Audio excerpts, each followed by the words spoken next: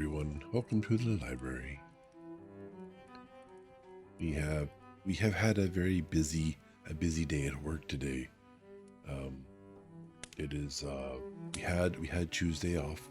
That's a stat, I believe. It was Truth and Reconciliation, I believe.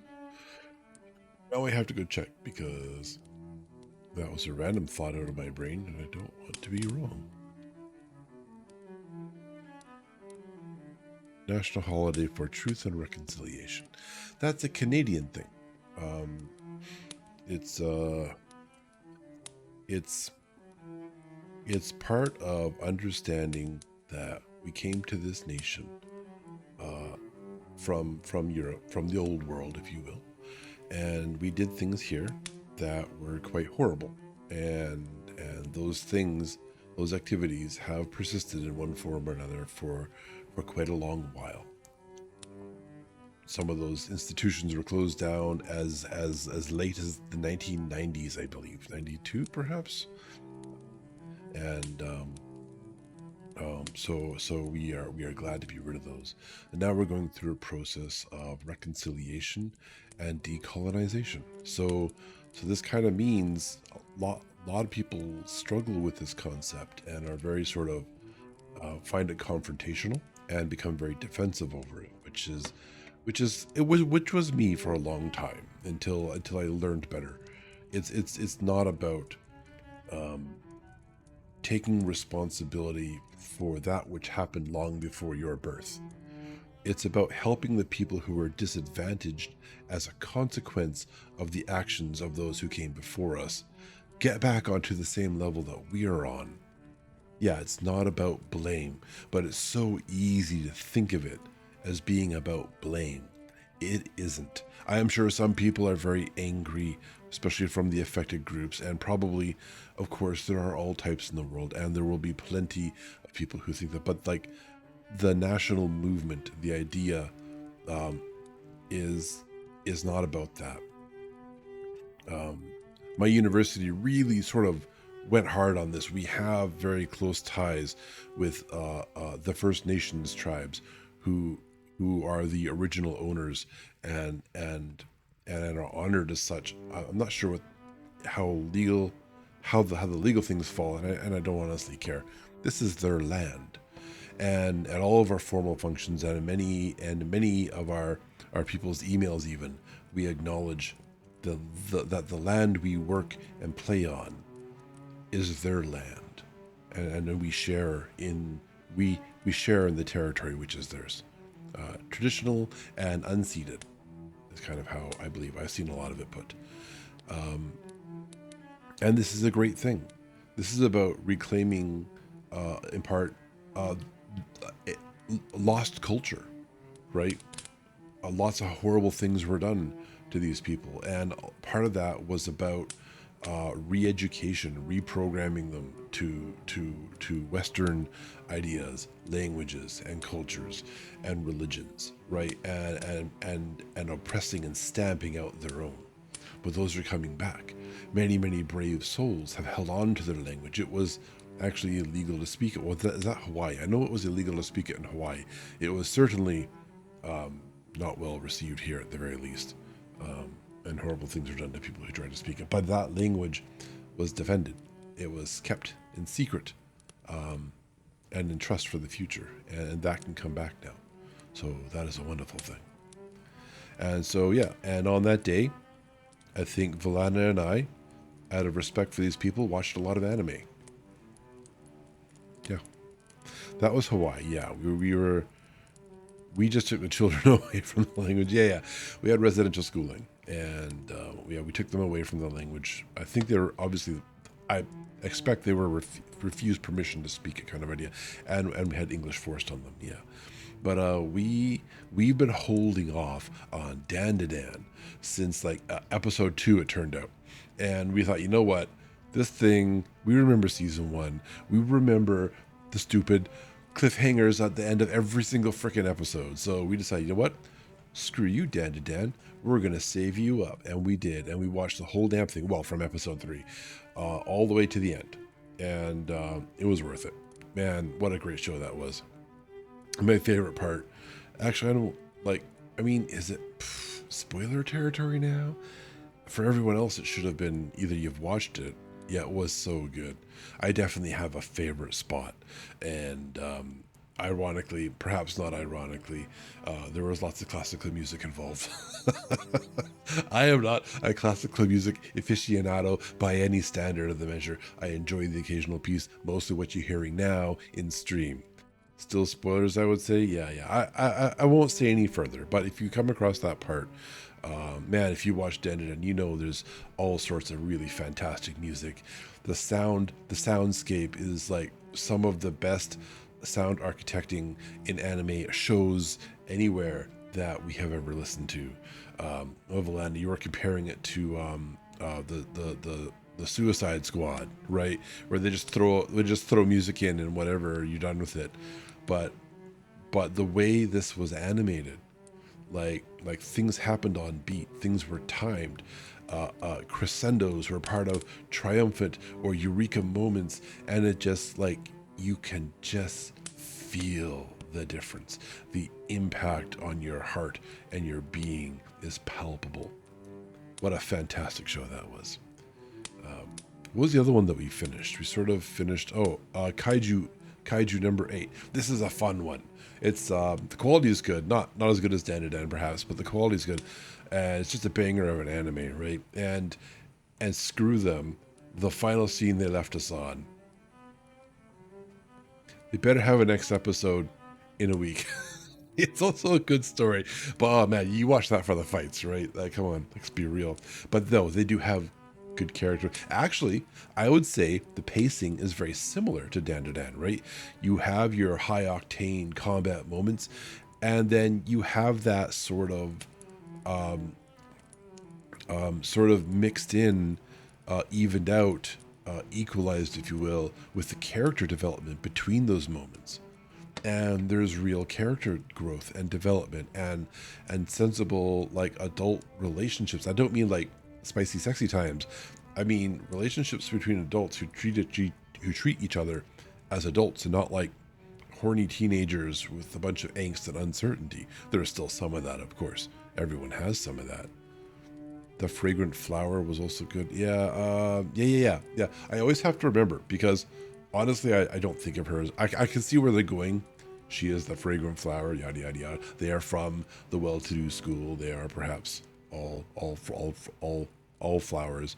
But I find it a little odd that there's the rich girl school partnered or twinned with the poor boy school. That's a little odd. You would think they would both be well-to-do schools, or, you know, they'd be the same socioeconomic levels, what I would expect from two schools that are adjacent to each other and basically segregate the sexes between them. But whatever, it's for the story. That's fine. It is a Romeo and Juliet story, and it was also fun. It was good times. There is mostly good character growth with a sprinkling of fun fighting and violence. Good old fun violence. Yes, the best kind. Ah, dear. Unlike the violence in our story, we are, as I expect everyone may know, continuing Dracula. I think we're on chapter 7, right? We've done 2 streams, 3 chapters a stream seems to be the pace of this story. And by chapter, I mean a plethora of letters. I hate this. And I hate the old guy with the accent. I mean, no disrespect to people with thick ass accents. Holy crap. You grew up doing that. That's you. You do you. But I don't want to do you. Like, that was physically exhausting to get through that. And it's not like the guy had like a few one-liners. He had paragraphs, multiple huge, long, epic paragraphs of all this thick accent and these words that I know are supposed to fit into the sentence somehow, but no one knows. Yeah, trying to read it when it's written in accent is hard. I think you mentioned after the stream, once I started getting the accent, it flowed a bit better, but it was still much. I don't want to do accents. I mean, I guess like people are like, hey, do you do the voices or not? That reminds me of D&D days. Hey, are you gonna RP? Do you do the voices? Like, no, I don't do the voices. If voices come out, it's on their own accord. It is not something I aim for. I am not a trained voice actor or an actor at all. I am a foolish IT person who is a bit of a clown sometimes at work. That's who I am. And but yeah, it's if an accent does come out, it comes out. And I'm not sorry, but I'm not doing it on purpose. If anyone's offended, well, I mean, there are many streams that you could be watching instead. Please enjoy one of those. No offense is meant.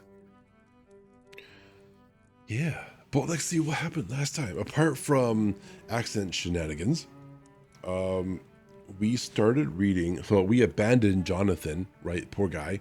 He is who knows what, a dinner to 3 vampiresses perhaps, and we started exploring the relationships of the other people in the story who knew Jonathan and were expecting his homecoming. It's a fiance or wife? It's fiance, right? I think they're like, or are they married? They might be married. Either married or engaged. One of them there. And yeah, fiance. Yeah, so they are engaged. And she has a friend who has been proposed to 3 times. So I guess she's likely engaged at this point. And then there are a few other buddies and stuff, and they write letters back and forth, and they talk and chit-chat about, in one day even. Yeah, in one day. Nothing for her entire life. And then 3 proposals in one day. All from, like, seemingly genuine nice guys who knew when to back off. Like, not like the nice guys in internet culture of today. These were gentlemen. And instead of feeling rejected and trodden upon, they all swore eternal friendship, even like, well, then and there, even though as the lady suspected, she is perhaps never going to see them again. They were gracious, and I think if all of the you guys have watched, you guys have seen Reddit, you guys have watched the reaction videos to like r/nice guy. I think if those people could find a little grace in their lives, I think they would be a lot happier. Wouldn't that be nice? But we have all these letters and conversations, and kind of the line between a scene that is occurring in front of you and a letter that was written seems to, it doesn't really blur, but the letters are written in such a fashion as to give you a sense of, hey, this is happening now. And so it is a present tense. It is a present tense feeling, even though we're reading a letter that implies it is past tense. But we get up to the point where we end. The last chapter ended. We were looking out over a cliff or into the ocean or the sea, and there was a boat sort of floating there, not certain what it was really doing. And I think we start tonight by finding out perhaps who is on this boat. What is it actually doing? It was moving in an erratic or unexpected fashion, according to some fellow who was talking to some girl, names of which perhaps I should remember, but I think I'm just too desperate to get to the end of the damn letters that I don't care. One of them's named Lucy. I think that was Jonathan's fiance. Was that Jonathan's fiance? It might have been, or it might have been. No, Mira is the fiance. Lucy is the girl who was proposed to 3 times in a single day. Yeah, Mina is the fiance, and Lucy is the friend. Now, which one of them was speaking to the fellow by the seat that stood on that was mounted on the tombstone or flagstone or whatever with dead people under it, which may or may not be there according to the old guy. That was whoever that was. Mina and Lucy. Oh, they're both there. But one of them was writing the letter that we were quote unquote reading at the time. So anyhow, yeah, we're going to get into that. We are going to get our eyes examined tomorrow. And if you've followed me at all, you've probably seen me do this kind of thing a few times now and then and wondered, what the hell is Sid doing? and then his eyebrows flicker and go uppy and downy. And so that was on purpose, of course. But the rim of my glasses, you can see them as I tilt my head. I can see them if I don't tilt my head. But you see when I do that, they line up with my elbows. Now in real life, from the perspective of the webcam, it happens more there. See? That is not me raising my eyebrows.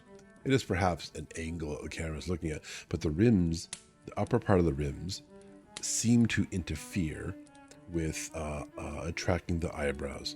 The eyes are pretty good. Do this, I swing my head around.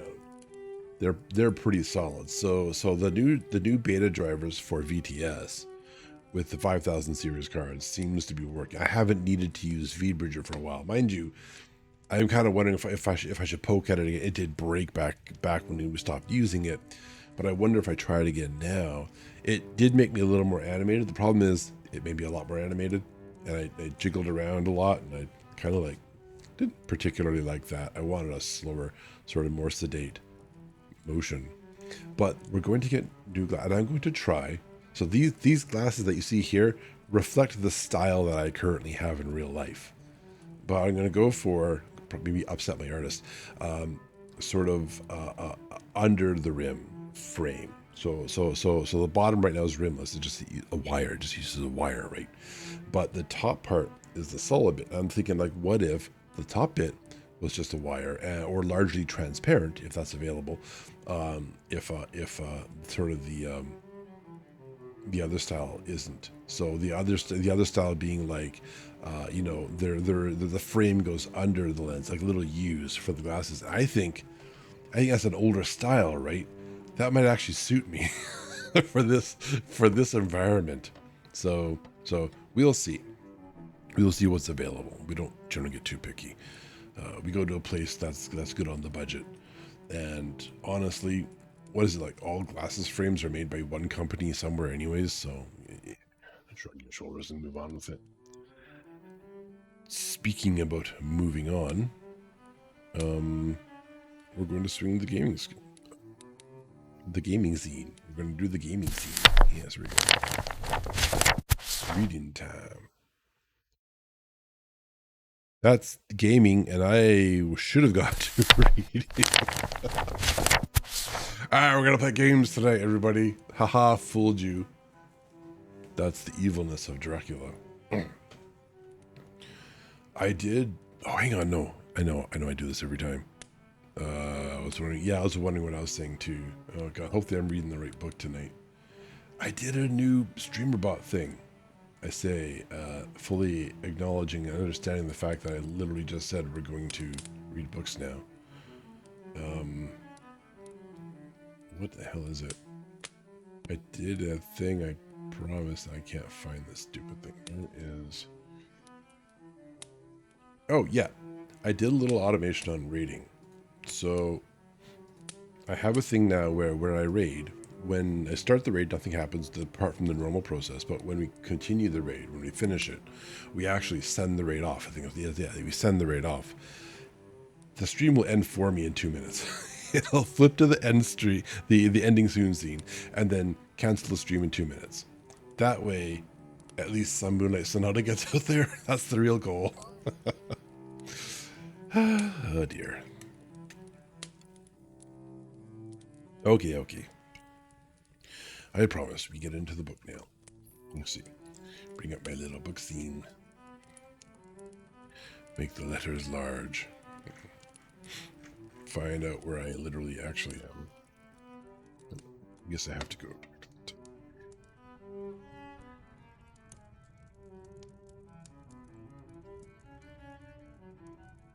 7, right? Yeah, okay. All right. Chapter 7.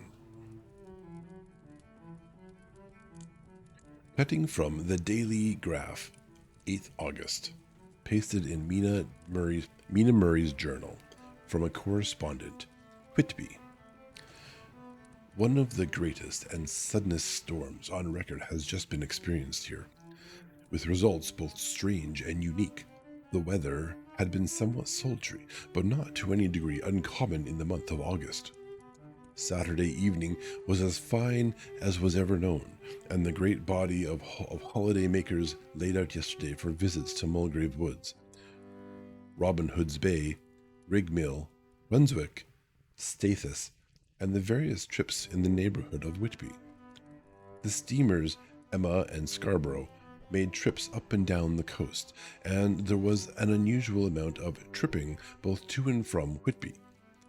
The day was unusually fine until the afternoon, when some of the gossips who frequent the East Cliff churchyard and from that commanding eminence watched the wide sweep of sea visible to the north and east, called attention to a sudden show of mares' tails high in the sky to the northwest. The wind was then blowing from the southwest in the mild degree, which in barometric language is ranked number 2 light breeze. The Coast Guard on duty at once made report, and one old fisherman, who for more than half a century has kept watch on weather signs from the East Cliff, foretold in an emphatic manner the coming of a sudden storm. The approach of sunset was so very beautiful, so grand in its masses of splendidly colored clouds, that there was quite an assemblage on the walk along the cliff in the old churchyard to enjoy the beauty. Before the sun dipped below the black mass of Kettleness, standing boldly athwart the western sky, its downward way was marked by myriad clouds of every sunset color, flame, purple, pink, green, violet, and all the tints of gold, with here and there masses of not large but seemingly absolute blackness in all sorts of shapes, as well outlined as colossal silhouettes. The experience was not lost on the painters, and doubtless some of the sketches of the prelude to the great storm will grace the RA and RI walls in May next.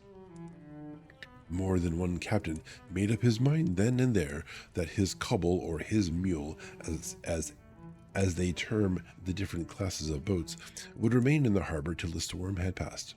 The wind fell away entirely during the evening, and at midnight there was a dead calm, a sultry heat, and that prevailing intensity which, on the approach of thunder, affects persons of a sensitive nature. There were but few lights in the sight at sea, for even the coasting steamers, which usually hug the shore so closely, kept well to seaward, but few fishing boats were in sight. The only sail noticeable was a foreign schooner with all sails set, which was seemingly going westwards. The foolhardiness or ignorance of her officers was a prolific theme for comment whilst she remained in sight, and efforts were made to signal her to reduce sail in face of her danger. But the night shut down. She was seen. Before the night shut down, she was seen with sails idly flapping as she gently rolled on the undulating swell of the sea. As idle as a painted ship upon a painted ocean. This seems to be a quote from something. Shortly before 10 o'clock, the stillness of the air grew quite oppressive, and the silence was so marked that the bleating of a sheep inland or the barking of a dog in the town was distinctly heard, and the band on the pier, with its lively French air, was like a discord in the great harmony of nature's silence. A little after midnight came a strange sound from over the sea, and high overhead the air began to carry a strange, faint, hollow booming. Then, without warning, the tempest broke, with a rapidity which at the time seemed incredible and even afterwards is impossible to realize. The whole aspect of nature at once became convulsed. The waves rose in growing fury, each overtopped its fellow, till in a very few minutes the lately glassy sea was like a roaring and devouring monster. White crested waves beat madly on the level sands and rushed up the shelving cliffs. Others broke over the piers, and with their spume swept the lanthorns and the lighthouses which rise from the end of either pier of Whitby Harbour. The wind roared like thunder, and blew with such a force that it was with difficulty that even strong men kept their feet, or clung with grim clasp to the iron stanchions.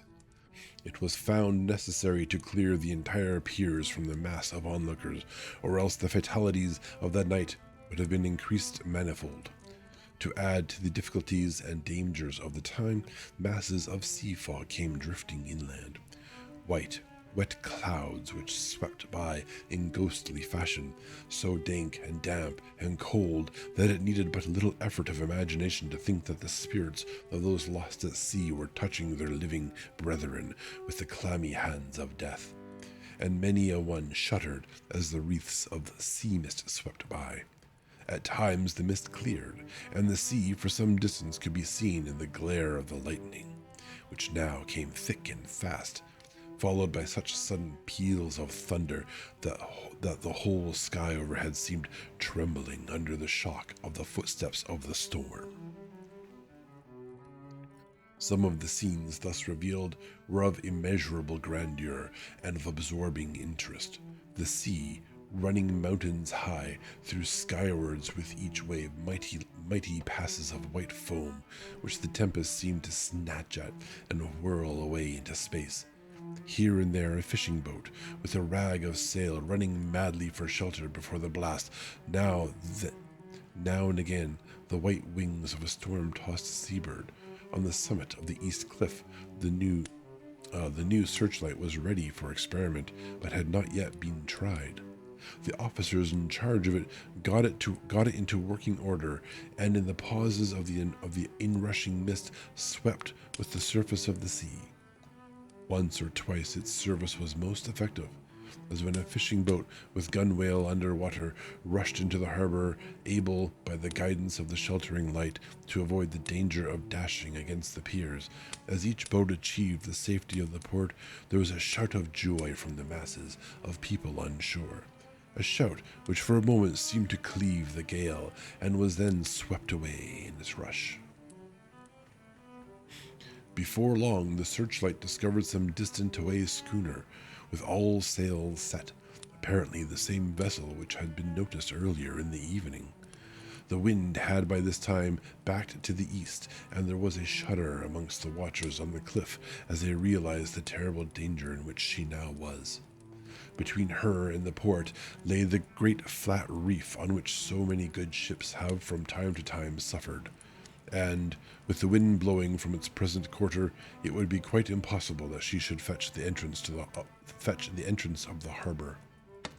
It was now nearly the hour of high tide, but the waves were so great that in their troughs the shallows of the shore were almost visible, and the schooner with all sails set was rushing with such speed that, in the words of one old salt, she must fetch up somewhere, if it was only in hell. Then came another rush of sea fog, greater than any hitherto, a mass of dank mist, which seemed to close in on all things like a grey pall, and left available to men only the organ of hearing. For the roar of the tempest and the crash of the thunder and the booming of the mighty billows came through the damp oblivion even louder than before. The rays of the searchlight were kept fixed on the harbor mouth across the east pier, where the shock was expected, and men waited breathless.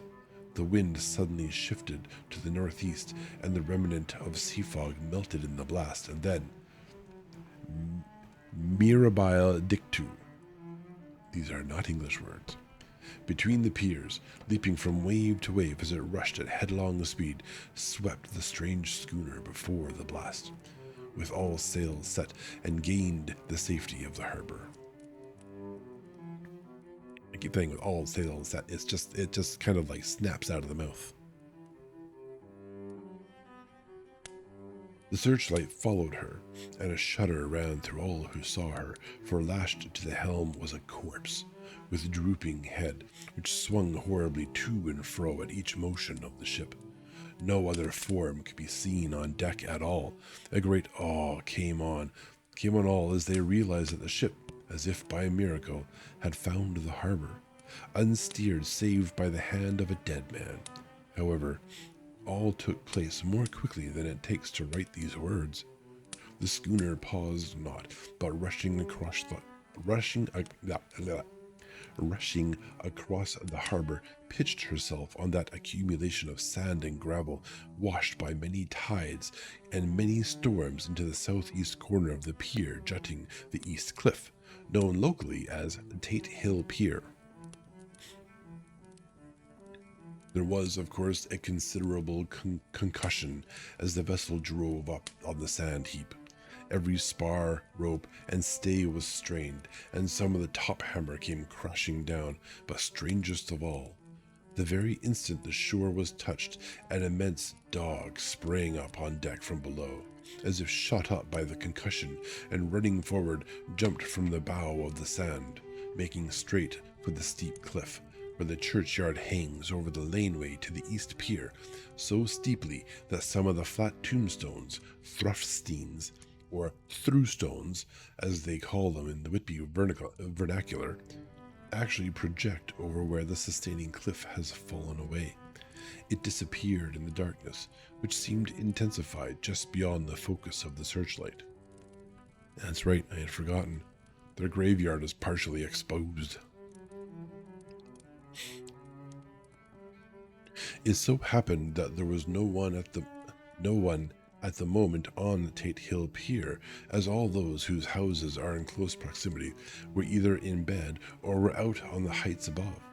Thus the Coast Guard on duty on the eastern side of the harbor, who at once ran down to the little pier, was the first to climb on board. The men working the searchlight after scouring the entrance of the harbor without seeing anything, then turned the light on the derelict and kept it there. The Coast Guard ran aft, and when he came beside the wheel, bent over to examine it, and recoiled at once, as though under some sudden emotion. This seemed to pique the general curiosity, and quite a number of people began to run. It is a good way round from the west cliff by the drawbridge to Tate Pier Hill, but your correspondent is a fairly good runner, and came well ahead of the crowd. When I arrived, however, I found already assembled on the pier a crowd, whom the Coast Guard and police refused to allow come on board. By the courtesy of the chief boatman, I was, as your correspondent, permitted to climb on deck, and was one of the small group who saw the dead seaman, whilst actually lashed to the wheel.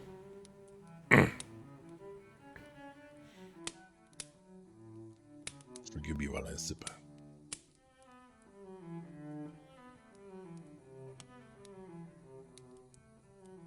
It was no wonder that the Coast Guard was surprised, or even awed, for not often can such a sight have been seen. The man was simply fastened by his hands, tied one over the other to a spoke of the wheel. Between the inner hand and the wood was a crucifix, the set of beads on it, which was fastened being around both wrists and wheel, and all kept fast by the binding cords. The poor fellow may have been seated at one time, but the flapping and buffeting of the sails had worked through the rudder of the wheel and dragged him to and fro, so that the cords with which he was tied had cut the flesh to the bone. Accurate note was made of the state of things, and a doctor, Surgeon J.M. Caffrey, of 33 East Elliott Place, because I guess we need to know his address. Oh my goodness, this is ye ancient doxing. Poor doctor. Who came immediately after me, declared after making examination that the man must have been dead for quite 2 days. In his pocket was a bottle, carefully corked, empty save for a little roll of paper, which was proved to be the addendum to the log. The Coast Guard said the man must have tied up his own hands, fastening the knots with his teeth. The fact that a Coast Guard was the first on board may save some complications later on in the Admiralty Court. Yes, words hard. For Coast Guards cannot claim the salvage, which is the right of the first civilian entering on a derelict. Already, however, the legal tongues are wagging, and one young law student is loudly asserting that the rights of the owner are already completely sacrificed, his property being held in contravention of the status of mortmain, since the tiller, as emblemship, if not proof, of delegated possession, is held in a dead hand. It is needless to say that the dead steersman has been reverently removed from the place where he had held his honorable watch and ward till death, a steadfastness as noble as that of the young Casabianca, and a place in the mortuary to await inquest, and placed in mortuary. Capybaras, eh? They have a barrel-shaped body which helps them to stay buoyant in the water.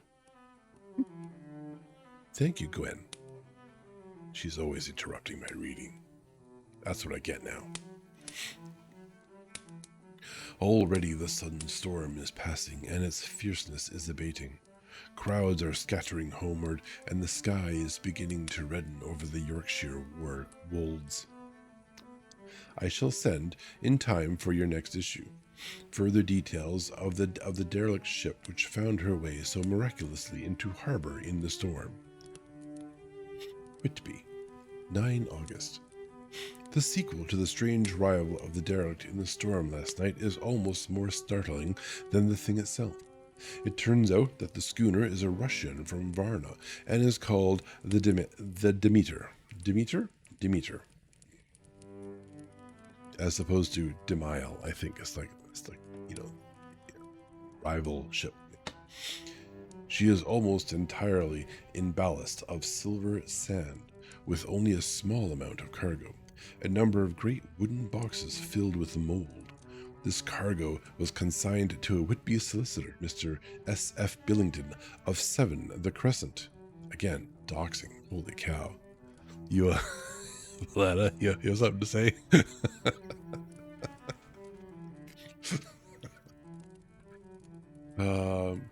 The Crescent, who this morning went aboard and formally took possession of the goods consigned to him. The Russian consul, too, acting for the charter party, took formal possession of the ship and paid all harbor dues, etc. Nothing is talked about here today except the strange coincidence. The officials of the Board of Trade have been most exacting in seeing that every compliance has been made with existing regulations. As the matter is to be a 9 days' wonder, they are evidently determined that there shall be no cause or after complaint. A good deal of interest was abroad concerning the dog, which landed when the ship struck, and more than a few of the members of the SPCA, which is very strong in Whitby, have tried to befriend the animal. The general disappointment, however, it was not to be found. It seems to have disappeared entirely from the town. It may be that it was frightened and made its way on to the moors, where it is still hiding in terror. Yes, it's scared, I'm sure. There are some who look with dread on such a possibility, lest later on it should in itself become a danger, for it is evidently a fierce brute. Yeah, well, it's probably going to try be a danger. Early this morning, a large dog, a half-breed mastiff belonging to a coal merchant close to Tate Hill Pier, was found dead in the roadway opposite to its master's yard. It had been fighting, and manifestly had had a savage opponent, for its throat was torn away, and its belly was slit open as if with a savage claw. Later, by the kindness of the Board of Trade Inspector, I have been permitted to look over the logbook of the Demeter, which was in order up to within 3 days, but contained nothing of special interest except as to facts of missing men. The greatest interest, however, is with regard to the paper found in the bottle, which was today produced at the inquest, and a more strange narrative than the two between them unfolded has not been my lot to come across. As there is no motive for concealment, I am permitted to use them, and accordingly send you a rescript, simply omitting technical details of seamanship and supercargo. It almost seems as though the captain had been seized with some kind of mania before he got well into the blue water, and that this had developed persistently throughout the voyage. Of course, my statement must be taken cum grano, since I am writing from the dictation of a clerk of the Russian consul, who kindly translated for me, time being short. Let's see. Log of the Demeter. The Demeter. When I don't think about it, I think it comes out smoother, but my eyes are drawn to it now. Varna to Whitby. Written 18 July. Things so strange happening that I shall keep accurate note henceforth till we land. On 6 July, we finished taking in cargo, silver sand and boxes of earth. At noon, set sail. East wind, fresh. Crew, 5 hands, 2 mates, cook and myself, the captain. On 11 July, at dawn, entered Bosphorus, boarded by Turkish customs officers. Bakshish, all correct, underway at 4 p.m. On 12 July, through Dardanelles, more customs officers and flagboat of guarding squadron. Bakshish again. Work of officers through, but quick. Thorough but quick. Want us off soon. At dark passage into archipelago. Archipelago.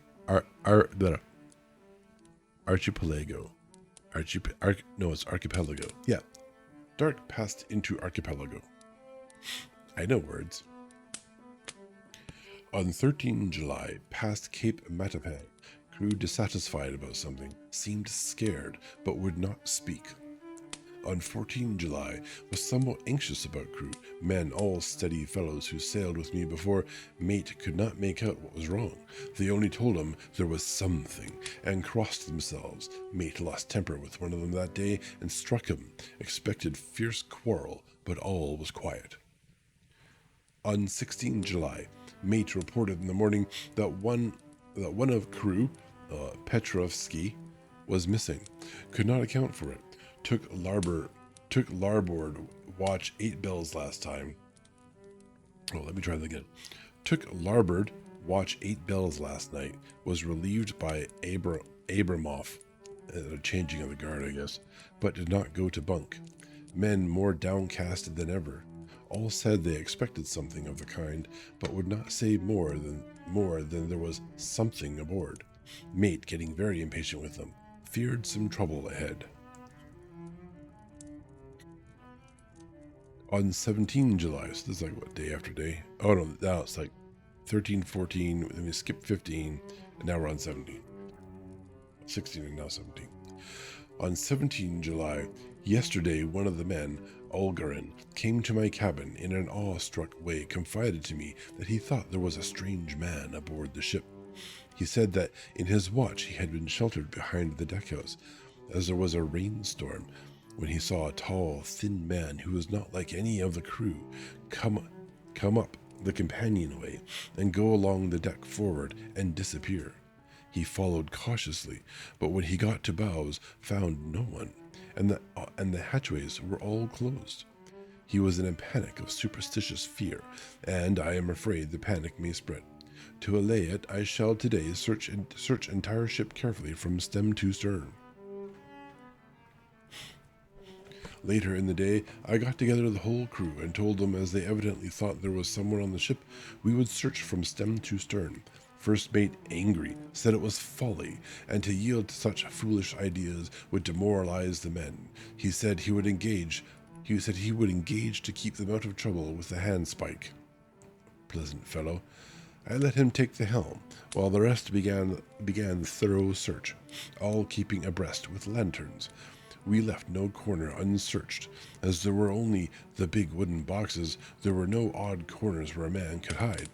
Men much relieved when search over, and went back to work cheerfully. First mate scowled, but said nothing. They forgot something.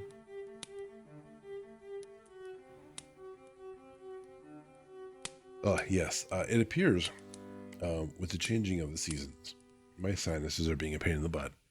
And last time I did a lot of sniffling, so I'm sorry for that, and I'm hoping to avoid it this time. Sorry. 22 July. Rough weather last 3 days, and all hands busy with sails, no time to be frightened. Men seem to have forgotten their dread. Mate cheerful again, and all on good terms. Praised men for their work in bad weather, past Gibraltar, and out through straits, all well. 24 July. 2 days later. There seems some doom over this ship, already a hand short, and entering on the Bay of Biscay. whatever, with wild weather ahead. And yet last night, another man lost, disappeared.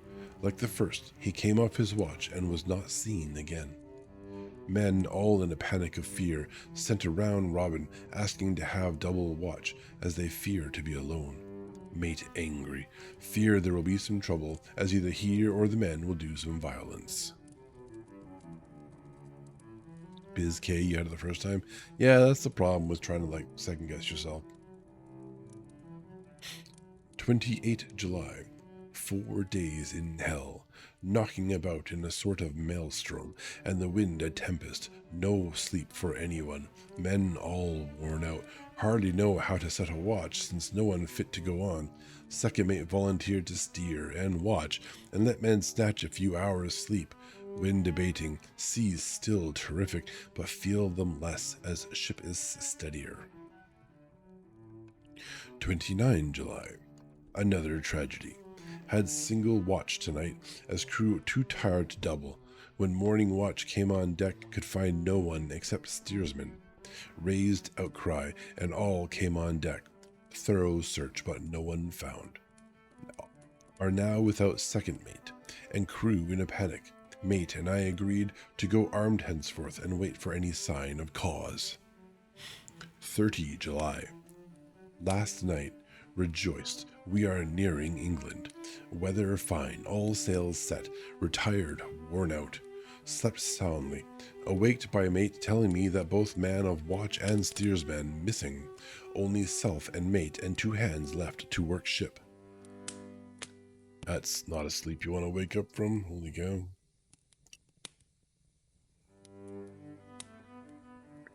Our boy is thirsty. 1 August. 2 days of fog and not a sail sighted. Had hoped when in the English Channel to be able to signal for help or get in somewhere. Not having power to work sails, have to run before wind. Dare not lower as could not raise them again. We seem to be drifting to some terrible doom. Mate now more demoralized than either of men. His stronger nature seems to have worked inwardly against himself. Men are beyond fear, working stolidly and patiently, with minds made up to worst. They are Russian, he Romanian. Manian.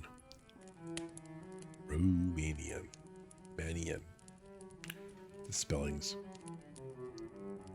They entertain me. 2 August, midnight. Woke up from few minutes' sleep by hearing a cry, seemingly outside my port. Could see nothing in fog, rushed on deck and ran against mate. Tells me heard cry and ran, but no sign of man on watch. One more gone. Lord help us. Mate says we must pass Straits of Dover, as in a moment of fog lifting he saw North Foreland, just as he heard the man cry out. So if we are now off on the North Sea, and only God can guide us in the fog, which seems to move with us, and God seems to have deserted us.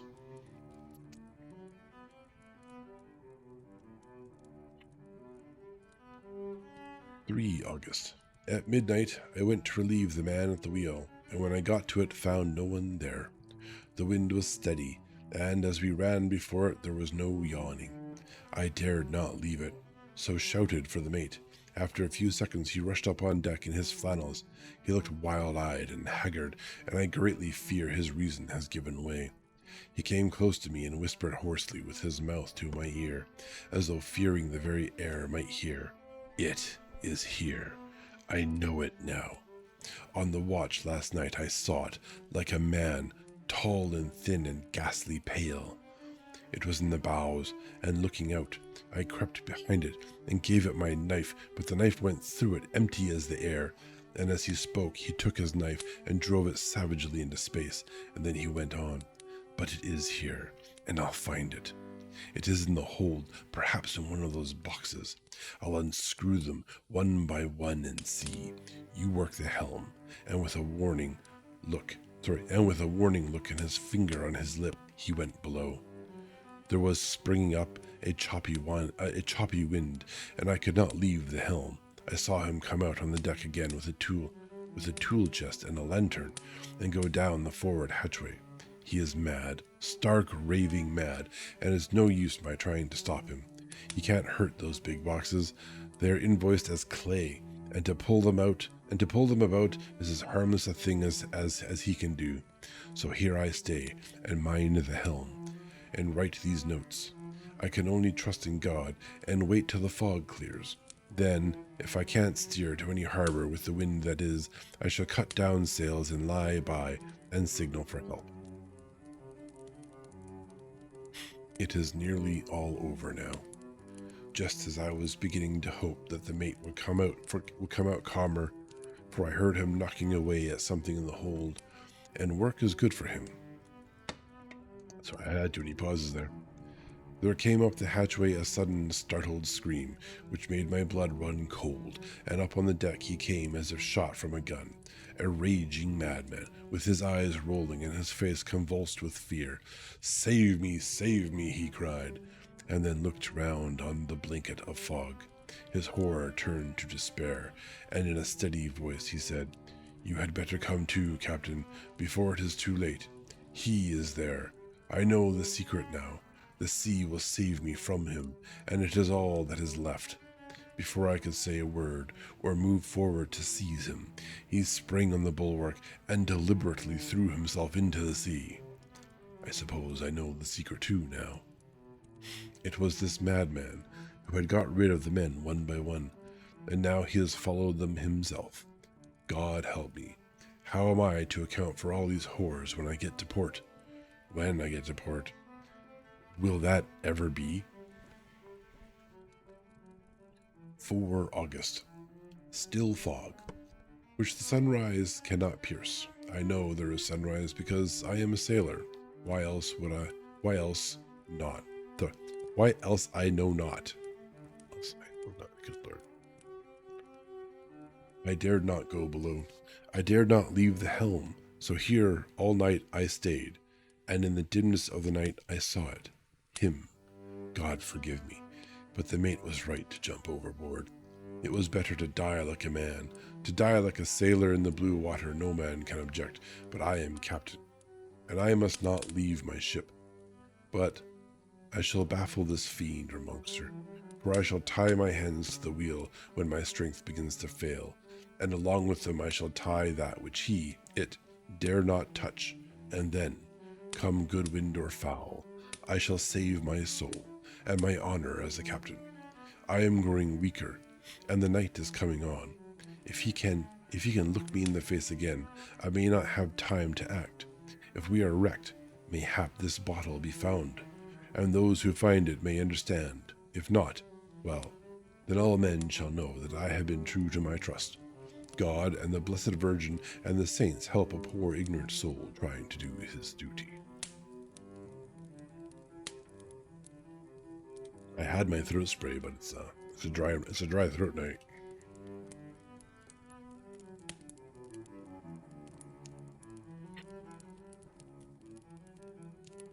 Of course, the verdict was an open one.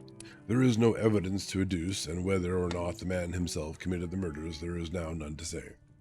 The folk here hold almost universally that the captain is simply a hero, and he is to be given a public funeral. Already it is arranged that his body is to be taken with a train of boats up the Esk for a piece, and then brought back to Tate Hill Pier and up the Abbey steps, for he is to be buried in the churchyard on the cliff. The owners of more than 100 boats have already given in their names as wishing to follow him to the grave. Oh, we have ads in 1 minute. We shall see, I guess. No trace has ever been found of the great dog, at which there is much mourning, for with public opinion in its present state, he would, I believe, be adopted by the town. Tomorrow we'll see the funeral, and so will end this one more mystery of the sea. Adopted by the town. Ah, that's a curious thing. All right, we have about half a minute, it looks like, until the ads start. We do break for ads, and so we will pause there. First, we're going to see if Twitch's API is issuing the correct times. If not, when that yellow bar shrinks to nothing, we will have, well, if it's like last time, another minute. And it looks like Twitch is still broken. Oh man. Twitch, you were so reliable the other day. All right, let's take a look at action history. Add soon warning announcement. Yeah, minutes 1. So, and then add duration milliseconds 60,000. Quite a disappointment. Quite, they say. But that's fine. The ads will show up soon. And then we'll still go for our break. It's still kind of like, if it's like last time, it's going to be just a few moments. I go to this page over here. Look at that. Yeah. So, ad starting soon.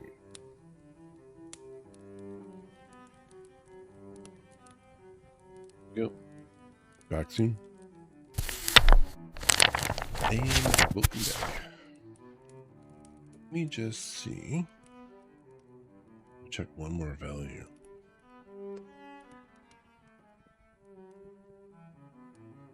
Soon warning.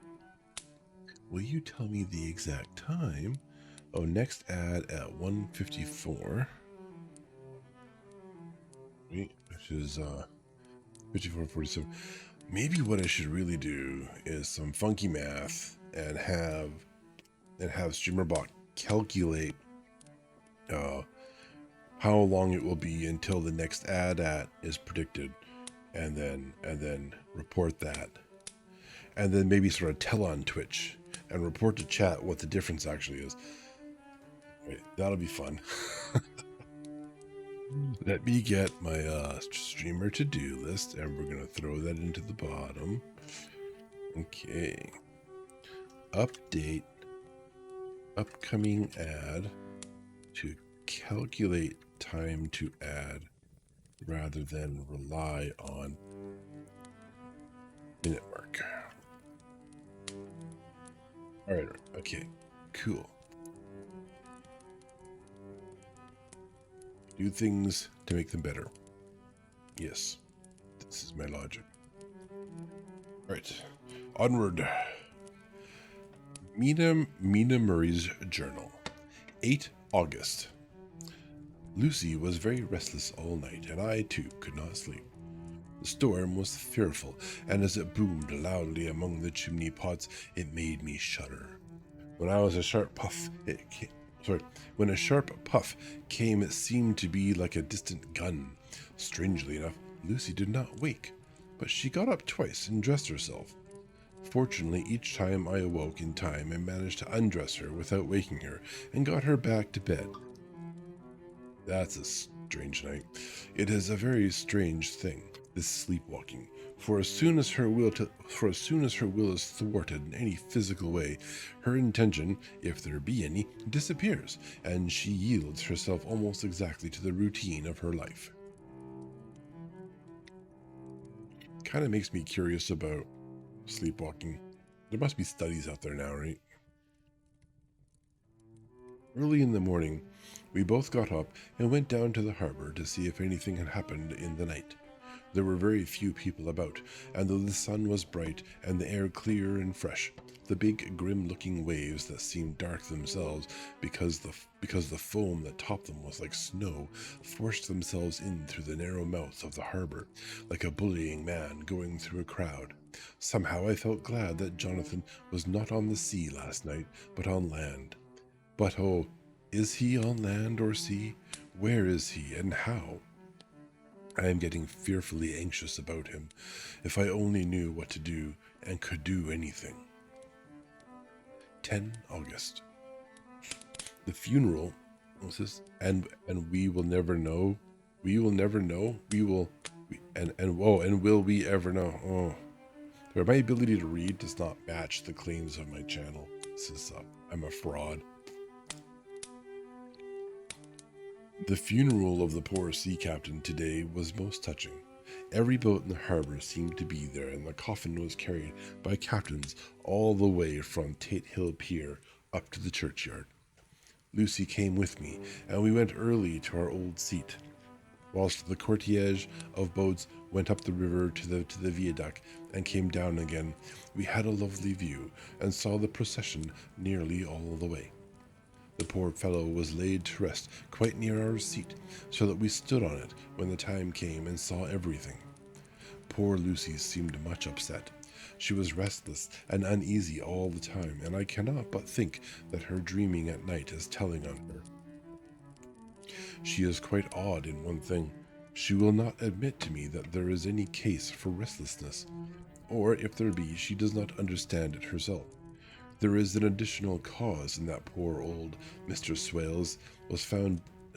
There is an additional cause in that poor old Mr. Swales was found dead this morning on our seat. Oh, what? Okay, his neck being broken.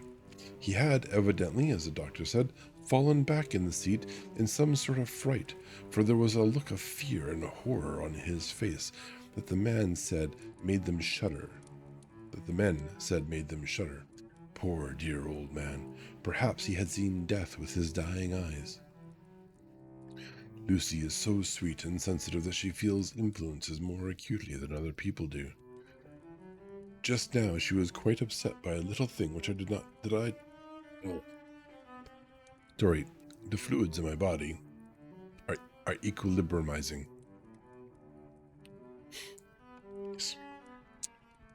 Just now she was quite upset by a little thing which I did not much heed, though I am myself very fond of animals. One of the men who came up here often to look for the boats was followed by his dog. The dog is always with him. They are both quiet persons, and I never saw the man angry, nor heard the dog bark. During the service, the dog would not come to its master, who was on the seat with us, but kept a few yards off, barking and howling. Its master spoke to it gently, and then harshly, and then angrily, but it would neither come nor cease to make a noise. It was in a sort of fury, with its eyes savage, and all its hairs bristled out like a cat's tail when puss is on the warpath. Finally the man, too, got angry, and jumped down and kicked the dog, and then took it by the scruff of the neck and half dragged, half threw it on the tombstone on which the seat is fixed. The moment it touched the stone, the poor thing became quiet, and fell all into a tremble. It did not try to get away, but crouched down, quivering and cowering, and was in such a pitiable state of terror that I tried, though without effort, to comfort it. Lucy was full of pity too, but she did not attempt to touch the dog, but looked at it in an agonized sort of way. I greatly fear that she is of too supersensitive a nature to go through the world without trouble. She will be dreaming of this tonight, I am sure. The whole agglomeration of things. The ship steered into port by a dead man, his attitude, tied to the wheel with a crucifix and beads, the touching funeral, the dog, now furious and now in terror, will all afford material for her dreams.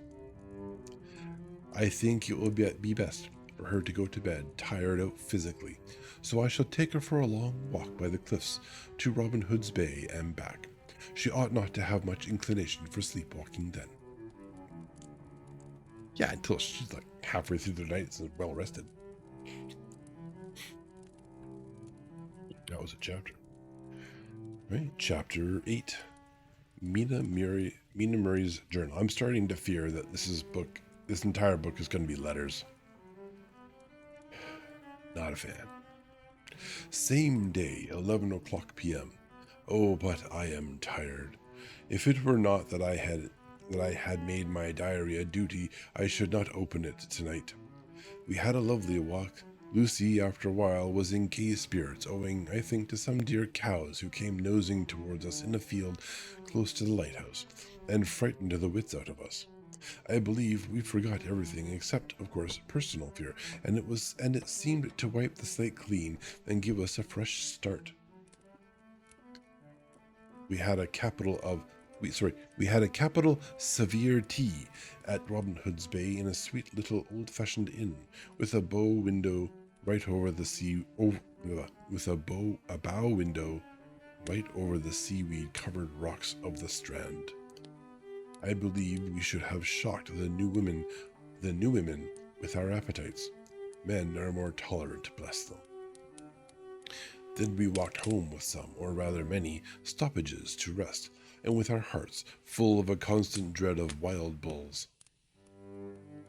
It kind of reminds me, I used to live on an oceanside town, I guess, village-like, but town, on the side of a forested mountain.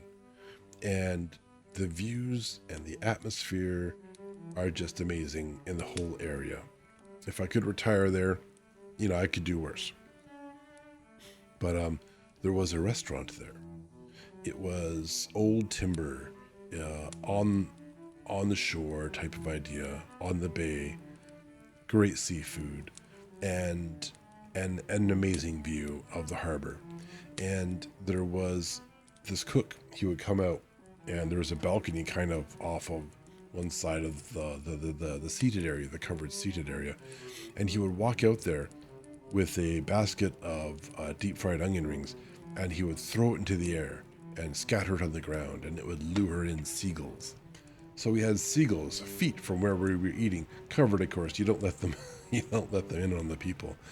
But it was really nice. Really cool place to have lunch. Not so cool to live, mind you, unless you're like, you don't need a job or something. Lucy was really tired, and we intended to creep off to bed as soon as we could. The young curate came in, however, and Mrs. Westenra asked him to stay for supper. Lucy and I had both a fight for it with the dusty miller. Lucy and I had both a fight for it with the dusty miller. I know it was a hard fight on my part, and I am quite heroic. I'm not sure what the hell she's talking about. I think that someday the bishops must get together and see about breeding up a new class of curates who don't take supper, no matter how they may be pressed to, and who will know when girls are tired.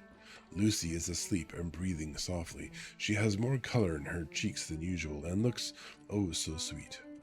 If Mr. Holmwood fell in love with her, seeing her only in the drawing room, I wonder what he would say if he saw her now. Some of the new women writers will someday start an idea that men and women should be allowed to see each other asleep before proposing or accepting. What?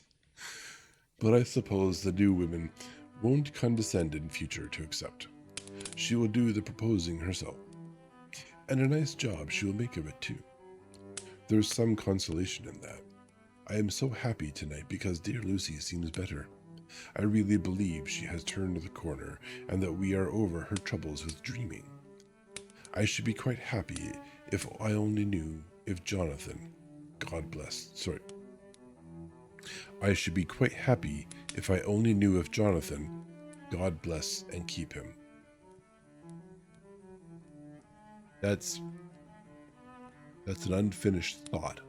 There is a ... so perhaps she interrupted her thoughts. And then simply said, God bless and keep him. That's the impression I get. She's very worried. 11 August, 3 a.m. Diary again. No sleep now, so I may as well write. I am too agitated to sleep. We have had such an adventure, such an agonizing experience. I fell asleep as soon as I had closed my diary. Suddenly I became broad awake and sat up, with a horrible sense of fear upon me, and of some feeling of emptiness around me. The room was dark, so I could not see Lucy's bed. I stole across and felt for her. The bed was empty.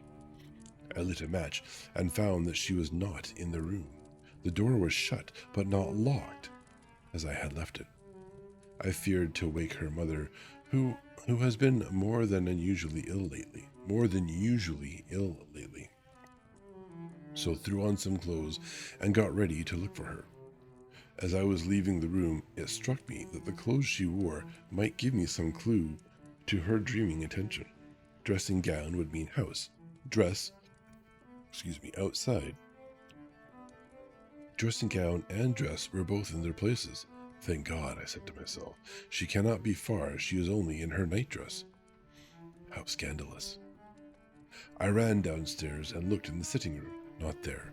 Then I looked in all the other open rooms of the house, with an ever-growing fear chilling my heart. Finally, I came to the hall door and found it open. It was not wide open, but the catch of the lock had not caught. The people of the house are careful to lock the door every night, so I feared that Lucy must have gone out as she was. There was no time to think of what might happen. A vague, overmastering fear obscured all details. I took a big, heavy shawl and ran out. The clock was striking one as I was in the crescent, and there was not a soul in sight. I ran along the north terrace, but could see no sign of the white figure which I expected. At the edge of the cliff, the west cliff above the pier, I looked across the harbor to the east cliff, in the hope or fear, I don't know which, of seeing Lucy in our favorite seat. There was a bright full moon with heavy black driving clouds which threw the whole scene into a fleeting diorama of light and shade as they sailed across. For a moment or two I could see nothing, as the shadow of a cloud obscured St. Mary's Church and all around it. Then, as the cloud passed, I could see the ruins of the abbey coming into view, and as the edge of a narrow band of light, as sharp as a sword, cut moving along, the church and the churchyard became gradually visible. Whatever my expectation was, it was not disappointed, for there, on our favorite seat, the silver light of the moon struck a half-reclining figure, snowy white. The coming of the cloud was too quick for me to see much. The shadow shut down on light almost immediately, but it seemed to me as though something dark stood behind the seat where the white figure shone, and bent over it. What it was, whether man or beast, I could not tell. I did not wait to catch another glance, but flew down the steep steps to the pier and by the fish market to the bridge, which was the only way to reach the east cliff. The town seemed dead, for not a soul did I see. I rejoiced that it was so, for I wanted no witness of poor Lucy's condition. The time and distance seemed endless, and my knees trembled and my breath came labored as I toiled up the endless steps to the abbey. I must have gone fast, and yet it seemed to me as if my feet were weighted with lead, and as though every joint in my body were rusty. When I got almost to the top, I could see the seat and the white figure, for I was now close enough to distinguish it, even through the spells of shadow. There was undoubtedly something, long and black, bending over the half-reclining white figure, because it was there for a while. I called in fright, "Lucy? Lucy?" And something raised a head, and from where I was I could see a white face and red, gleaming eyes. Lucy did not answer, and I ran on to the entrance of the churchyard. As I entered, the church was between me and the seat, and for a minute or so I lost sight of her. When I came in view again, the cloud had passed, and the moonlight struck so brilliantly that I could see Lucy half reclining, with her head laying over the back of the seat.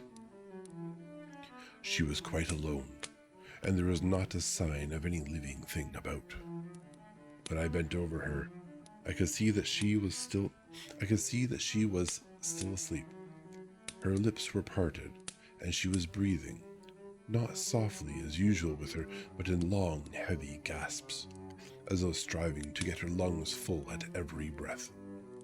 As I came close, she put up her hand in her sleep and pulled the collar of her nightdress close around her throat. While she did so, there came a little shudder through, as though she felt the cold. I flung the warm shawl over her and drew the edges tight around her neck, for I dreaded lest she should get some deathly chill from the night air, unclad as she was. I feared to wake her all at once, so in order to have my hands free that I might help her, I fastened the shawl at her throat with a big safety pin. I must have been clumsy in my anxiety and pinched or pricked her with it, for by and by, when her breathing became quieter, she put her hand to her throat again and moaned. When I had her carefully wrapped up, I put my shoes on her feet and then began very gently to wake her. At first she did not respond, but gradually she became more and more uneasy in her sleep, moaning and sighing occasionally.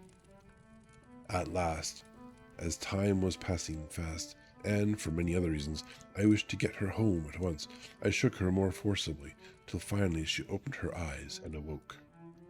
She did not seem surprised to see me, as, of course, she did not realize all at once where she was. Lucy always wakes prettily, and even at such a time when her body must have been chilled with cold, her mind somewhat appalled at waking unclad in a churchyard at night. She did not lose her grace. She trembled a little and clung to me. When I told her to come at once with me home, she rose without a word, with the obedience of a child. We passed along. The gravel hurt my feet, and Lucy noticed me wince. She stopped and wanted to insist upon my taking my shoes, but I would not. However, when we got to the pathway outside the churchyard, where there was a puddle of water remaining from the storm, I daubed my feet with mud, using each foot in turn on the other, so that, as we went home, no one, in case we should meet anyone, should notice my bare feet. Yeah. Gross. Dirty. Fortune favored us, and we got home without meeting a soul. Once we saw a man who seemed not quite sober passing along a street in front of us, but we hid in a door till he disappeared up an opening such as there are here, steep little closes or wynds, as they are called in Scotland. Wynds? Oops, lost my place. My heart beat so loud all the time that sometimes I thought I should faint. I was filled with anxiety about Lucy, not only for her health, lest she should suffer from the exposure, but for her reputation, in case the story should get wind. When we got in and had washed our feet, and had said a prayer of thankfulness together, I tucked her into bed. Before falling asleep, she asked, even implored, me not to say a word to anyone, even her mother, about her sleepwalking adventure.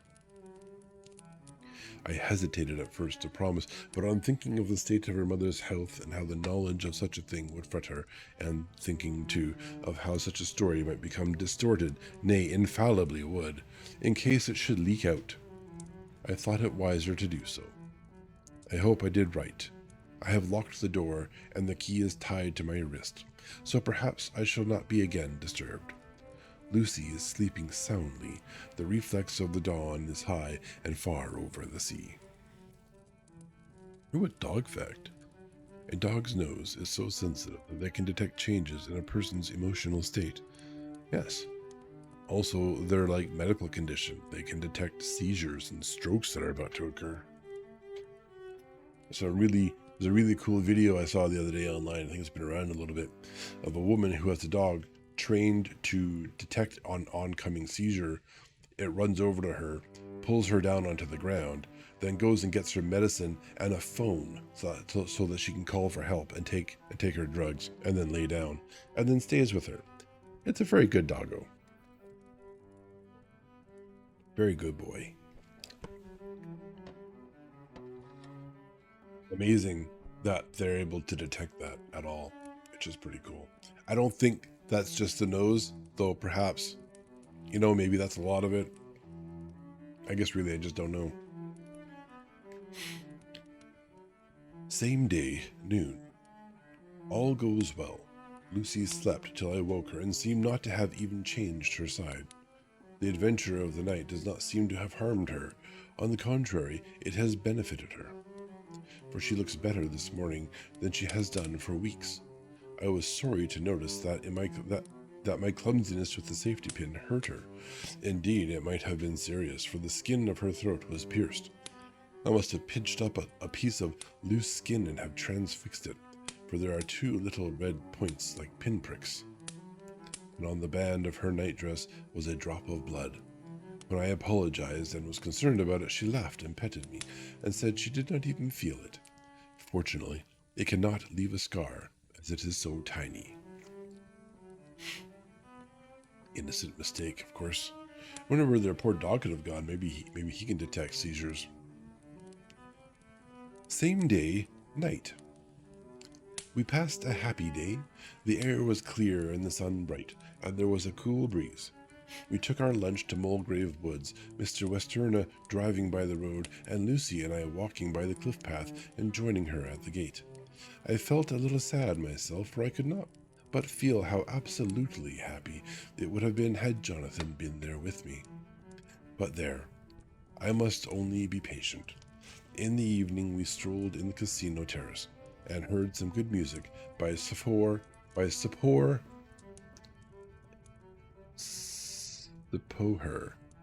Spore. I'm going to call it Spore.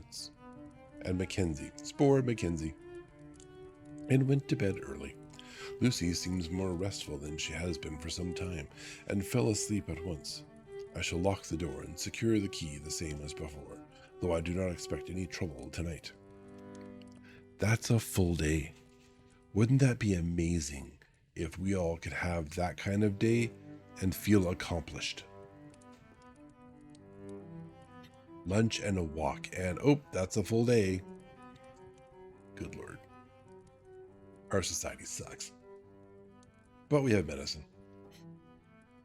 12 August. My expectations were wrong, for twice during the night I was awakened by Lucy trying to get out. She seemed, even in her sleep, to be a little impatient of finding the door shut, and went back to bed under a sort of protest. I awoke with the dawn, and heard the birds chirping outside of the window. Lucy woke too, and I was glad to see was even better than on the previous morning. All her old gaiety of manner seemed to have come back, and she came and snuggled in beside me and told me all about Arthur. I told her how anxious I was about Jonathan, and then she tried to comfort me. Well, she succeeded somewhat, for though sympathy can't alter facts, it can help to make them more bearable. 13 August. Another quiet day, and to bed with the key on my wrist as before. Again I awoke in the night and found Lucy sitting up in bed, still asleep, pointing to the window. I got up quietly and, pulling aside the blind, looked out. It was brilliant moonlight, and the soft effect of the light over the sea and sky, merged together in one great, silent mystery, was beautiful beyond words. Between me and the moonlight flitted a great bat, coming and going in great whirling circles. Once or twice it came quite close, but was, I suppose, frightened at seeing me, and flitted away across the harbor towards the abbey. When I came back from the window, Lucy had lain down again, and was sleeping peacefully. She did not stir again all night. 14 August. On the East Cliff, reading and writing all day. Lucy seems to have become as much in love with the spot as I am, and it is hard to get her away from it when it is time to come home for lunch or tea or dinner. This afternoon she made a funny remark. We were coming home from dinner and had come to the top of the steps up from the west pier and stopped to look at the view, as we generally do. The setting sun low down in the sky was just dropping behind Kettleness. The red light was thrown over the east cliff and the old abbey, and seemed to bathe everything in a beautiful rosy glow. We were silent for a while, and suddenly Lucy murmured as if to herself, "His red eyes again. They are just the same." It was such an odd expression, coming apropos of nothing, and it quite startled me. I slewed round a little so as to see Lucy well without seeming to stare at her, and saw that she was in a half-dreamy state, with an odd look on her face that I could not quite make out, so I said nothing, but followed her eyes.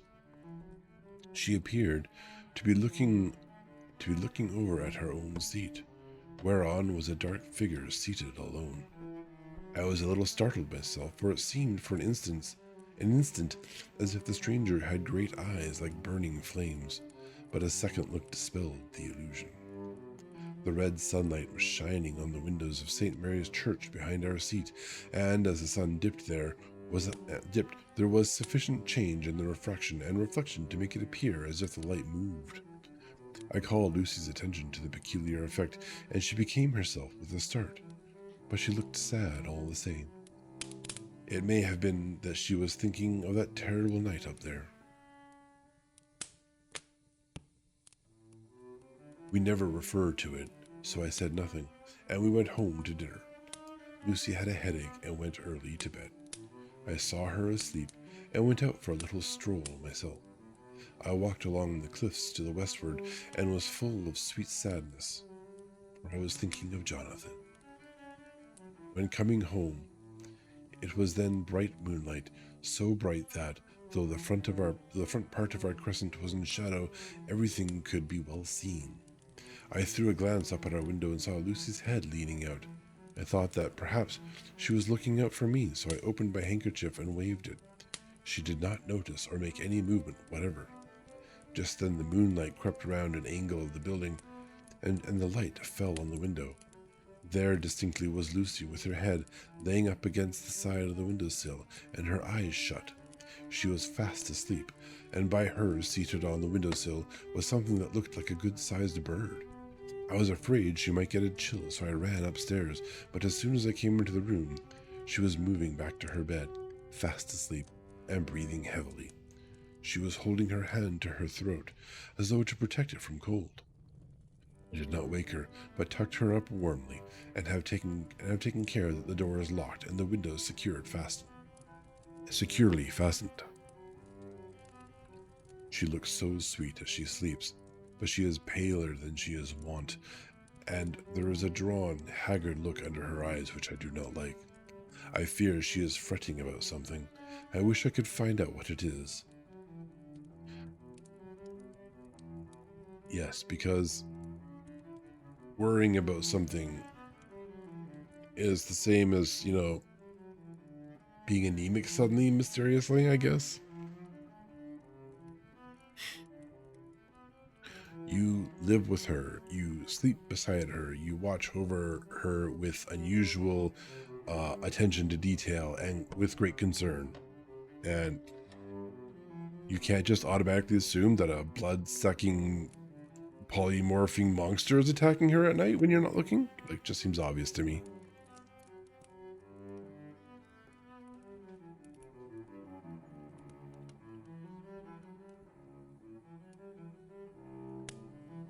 Frankenstein would fall. Yeah. Victor is probably more prone to illness than these two are. I think Lucy's like thoroughly robust compared to him. People didn't know about vampires. This was new. Ah, right. Okay. Sure. You know what some people did? 15 August. Rose later than usual. Lucy was languid and tired and slept on after we had been called. We had a happy surprise at breakfast. Arthur's father is better and wants the marriage to come off soon. Lucy is full of quiet joy, and her mother is glad and sorry at once. Later on in the day, she told me the cause. She is grieved to lose Lucy as her own, but she is rejoiced that she is soon to have someone to protect her. Poor dear sweet lady. She confided to me that she has got her death warrant. Sorry, what? She has not told Lucy and made me promise secrecy. Her doctor told her that within a few months, at most, she must die, for her heart is weakening. At any time, even now, a sudden shock would be almost sure to kill her. We were wise to keep from her the affair of the dreadful night of Lucy's sleepwalking. Yes. That would be a dreadful heart-induced stopping story for sure. 17 August. No diary for 2 whole days. Thank God. I have not had the heart to write. Some sort of shadowy pall seems to be coming over our happiness. No news from Jonathan, and Lucy seems to be growing weaker, whilst her mother's hours are numbering to a close. I do not understand Lucy's fading away as she is doing. She eats well and sleeps well and enjoys the fresh air, but all the time she The roses in her cheeks are fading, and she gets weaker and more languid day after day, day by day. At night, I hear her gasping as if for air. I keep the key of our door always fastened to my wrist at night, but she gets up and walks about the room and sits at the open window. Last night I found her leaning out when I woke up, and when I tried to wake her, I could not. She was in a faint. It's TB. It's TB. Yeah. Yeah. When I managed to restore her, she was as weak as water, and cried silently between long, painful struggles for breath. When I asked her how she came to be at the window, she shook her head and turned away. I trust her feeling ill may not be from that unlucky prick of the safety pin. I looked at her throat just now as she lay asleep, and the tiny wounds seemed not to have healed. They are still open, and if anything larger than before, and the edges of them are faintly white. They are like little white dots with red centers. Unless they heal within a day or two, I shall insist on the doctor seeing about them. Letter, Samuel F. Billington and Son Solicitors, Whitby, to Messrs. Carter, Patterson & Co., London. 17 August. Dear Sirs, herewith please receive invoice of goods sent by Great Northern Railway.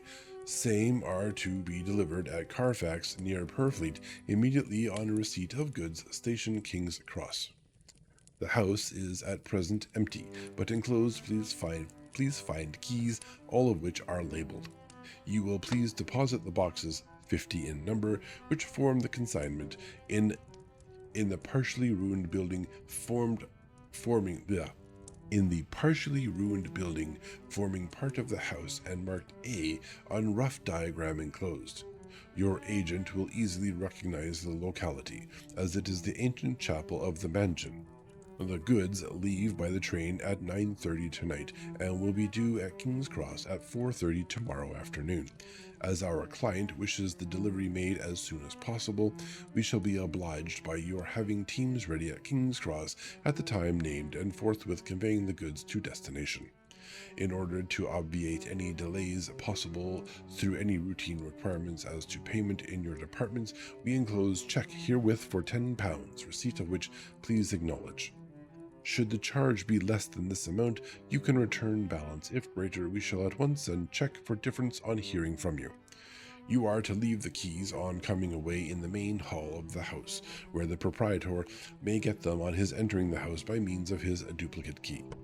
Pray do not take us as exceeding the bounds of business courtesy in pressing you in all ways to use the utmost expedition.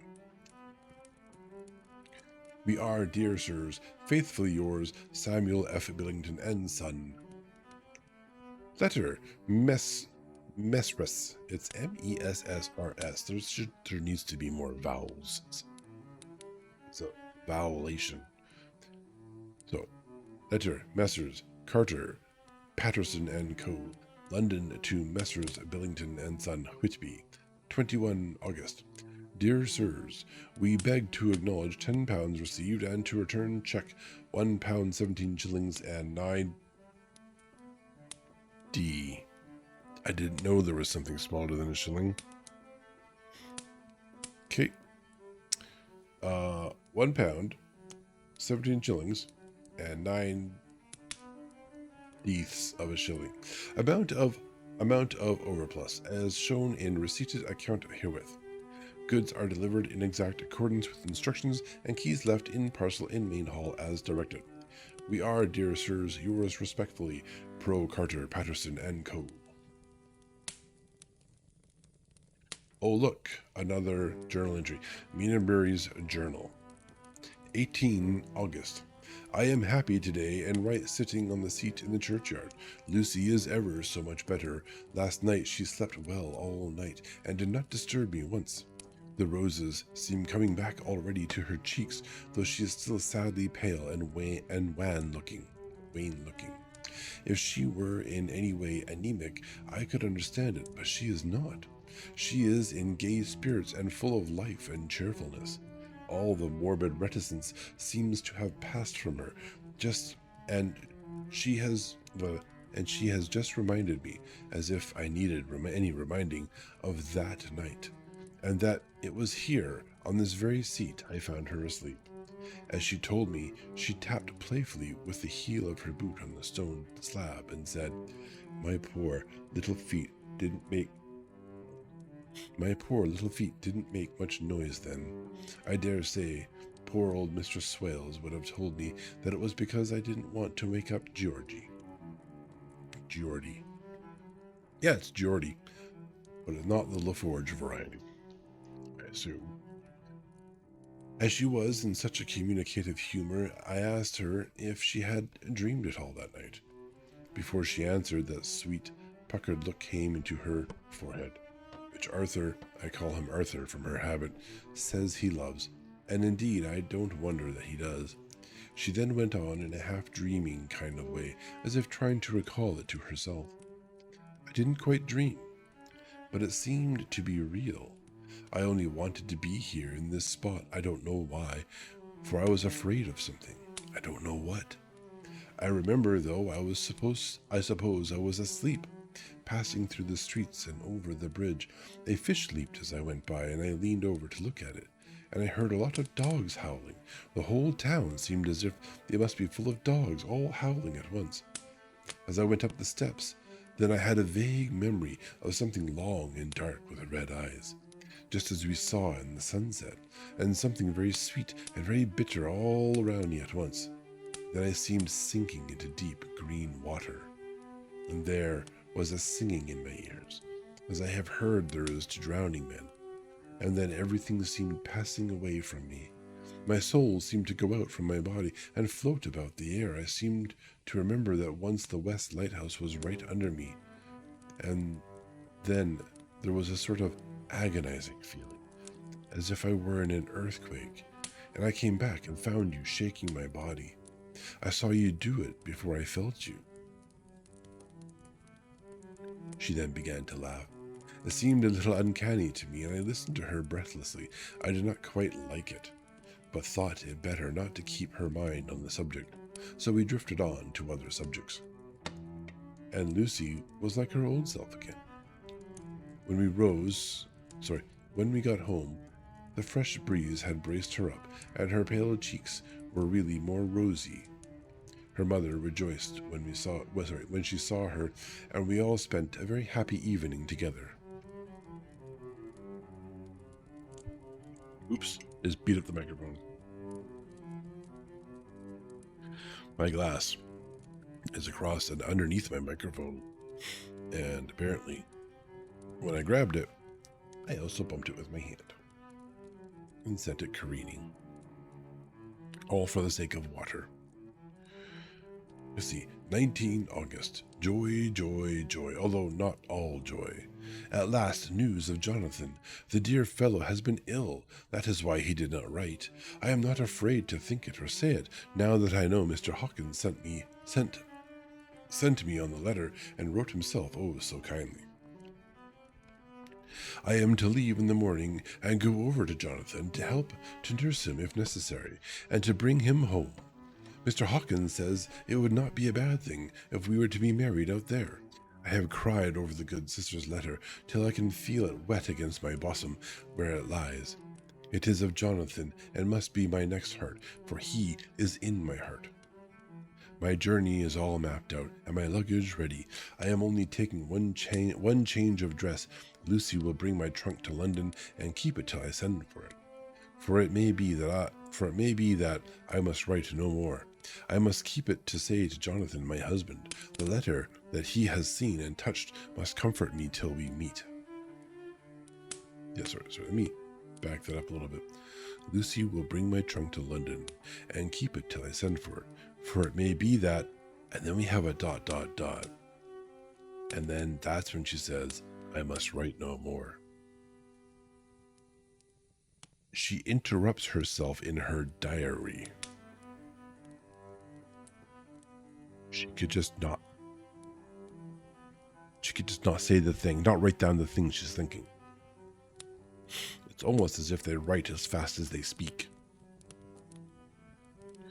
Letter, Sister Agatha, Hospital of St. Joseph and St. Mary, Budapest, to Miss Wilhelmina Murray, 12 August. Wilhelmina.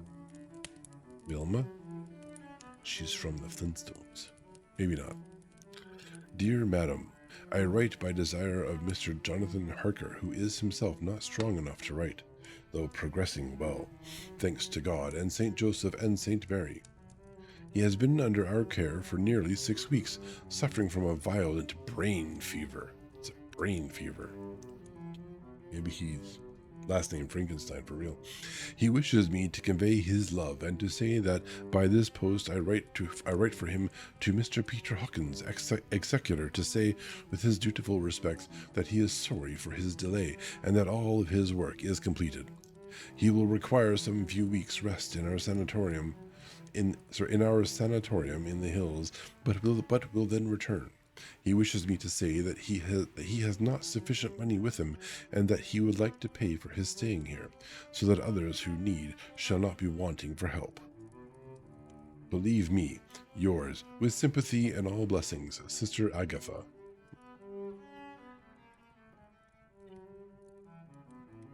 P.S. Brain fever, he has been delusional. Yeah. Maybe also he's not really there, and Agatha is just, fishing for charitable donations.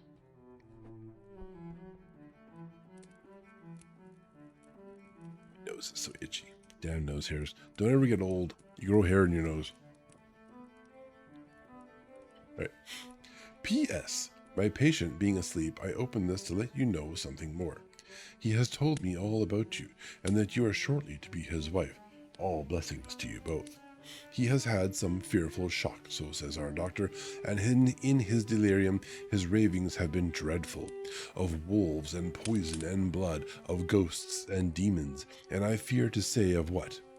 Be careful with him always, that there may be nothing to excite him of this kind for a long time to come. The traces of such an illness as his do not lightly die away.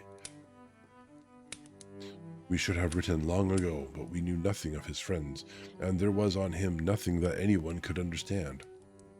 He came in the train from Klosenberg, and the guard was told by the station master there that he rushed into the station shouting for a ticket for home. Seeing his violent demeanor that he was English, they gave him a ticket for the furthest station on the way thither that the train reached. Be assured that he is well cared for. He has won all hearts by his sweetness and gentleness. He is truly getting on well, and I have no doubt will in a few weeks be all himself. But be careful of him for safety's sake. There are, I pray God and St. Joseph and St. Mary, many, many happy years for you both. Dr. Seward's Diary, 19 August. Strange and sudden change in Renfield last night. About 8 o'clock, he began to get excited and sniff about as a dog does when setting. The attendant was struck by his manner, and, knowing my interest in him, encouraged him to talk. He is unusually respectful to the attendant, and at times servile, but tonight the man tells me he was quite haughty. Would not condescend to talk with him at all. All he would say was, "I don't want to talk to you. You don't count now. The master is at hand." The attendant thinks it is some sudden form of religious mania which has seized him. If so, we must look out for squalls, for a strong man with homicidal and religious mania at once might be dangerous. The combination is a dreadful one. At 9 o'clock I visited him myself. His attitude to me was the same as that to the attendant. In his sublime self-feeling, the difference between myself and the attendant seemed to him as nothing. It looks like religious mania, and he will soon think that he himself is God. Those infinitesimal distinctions between man and man are too paltry for an omnipotent being.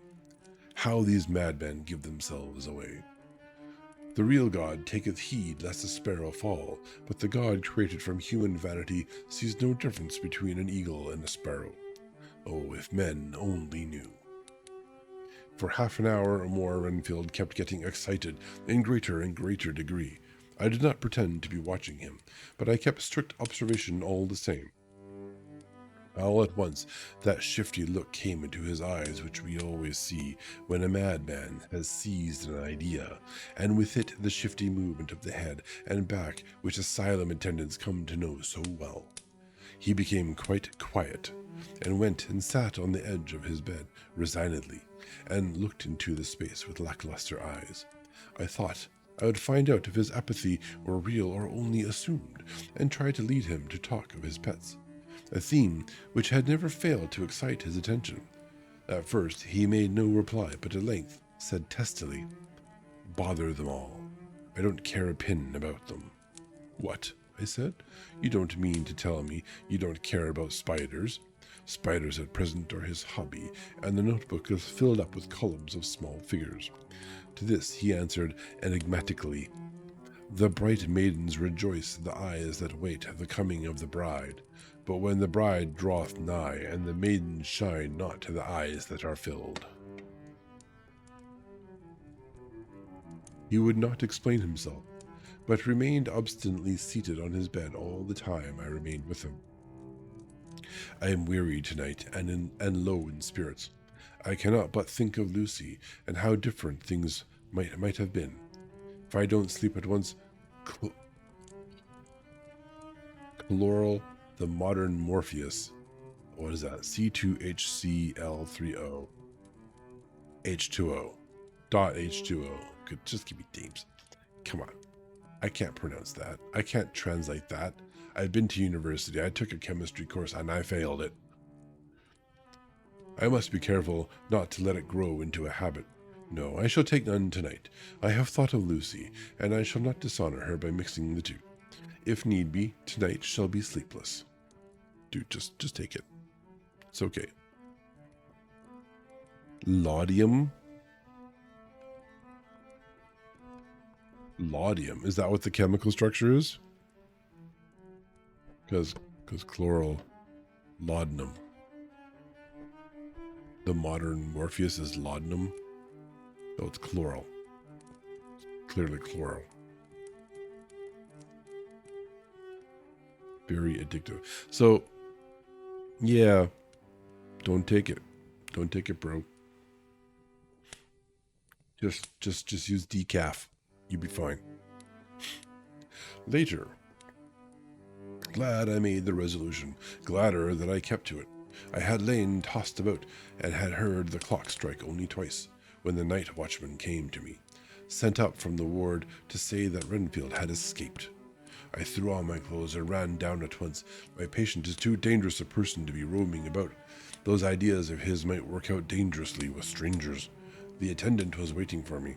He said he had seen him not 10 minutes before, seemingly asleep in his bed, when he had looked through the observation trap in the door. His attention was called by the sound of the window being wrenched out.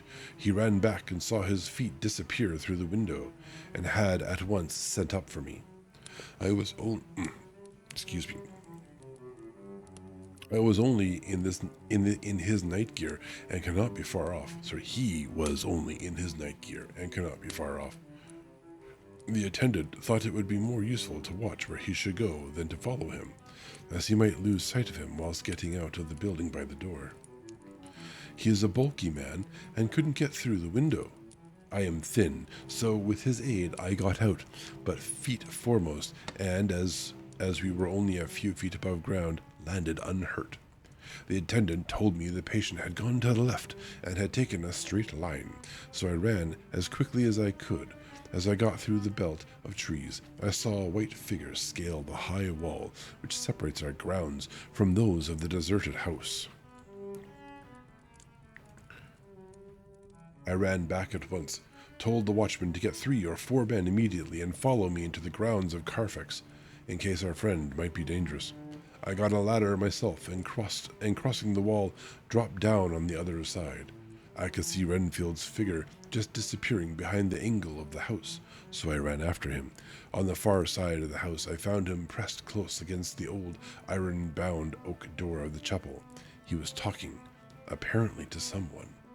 but I was afraid to go near enough to hear what he was saying, lest I might frighten him, and he should run off. Chasing an errant swarm of bees is nothing to following a naked lunatic when the fit of escaping is upon him. After a few minutes, however, I could see that he did not take note of anything around him, and so ventured to draw nearer to him. The more so as my men had now crossed the wall and were closing him in. I heard him say, "I am here to do your bidding, master. I am your slave, and you will reward me, for I shall be faithful. I have worshipped you long and afar off. Now that you are near, I await your commands, and you will not pass me by. You will, dear master, in your distribution of good things." Oh, will you, dear master, in your distribution of good things? He is a selfish old beggar, anyhow. He thinks of the loaves and fishes, even when he believes he is in a real presence. His manias make the startling combination. When we closed in on him, he fought like a tiger. He is immensely strong, for he was more like a wild beast than a man. I never saw a lunatic in such... Oh, the ads are starting in 1 minute again, so we are warned. I never saw a lunatic in a paroxysm of rage before, and I hope I shall not again. It is a mercy that we have found out his strength and his danger in good time. With strength and determination like his, he might have done wild work before he was caged. He is safe now, at any rate. Jack Shepherd himself couldn't get free from the straight waistcoat that keeps him restrained, and he's chained to the wall in the padded room. His cries are at times awful, but the silences that follow are more deadly still, for he means murder in every turn and movement.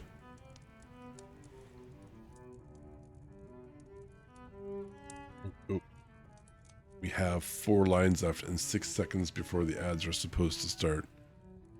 We're just going to confirm that Twitch is still being a dork. Yep, right. Just now he spoke coherent words for the first time.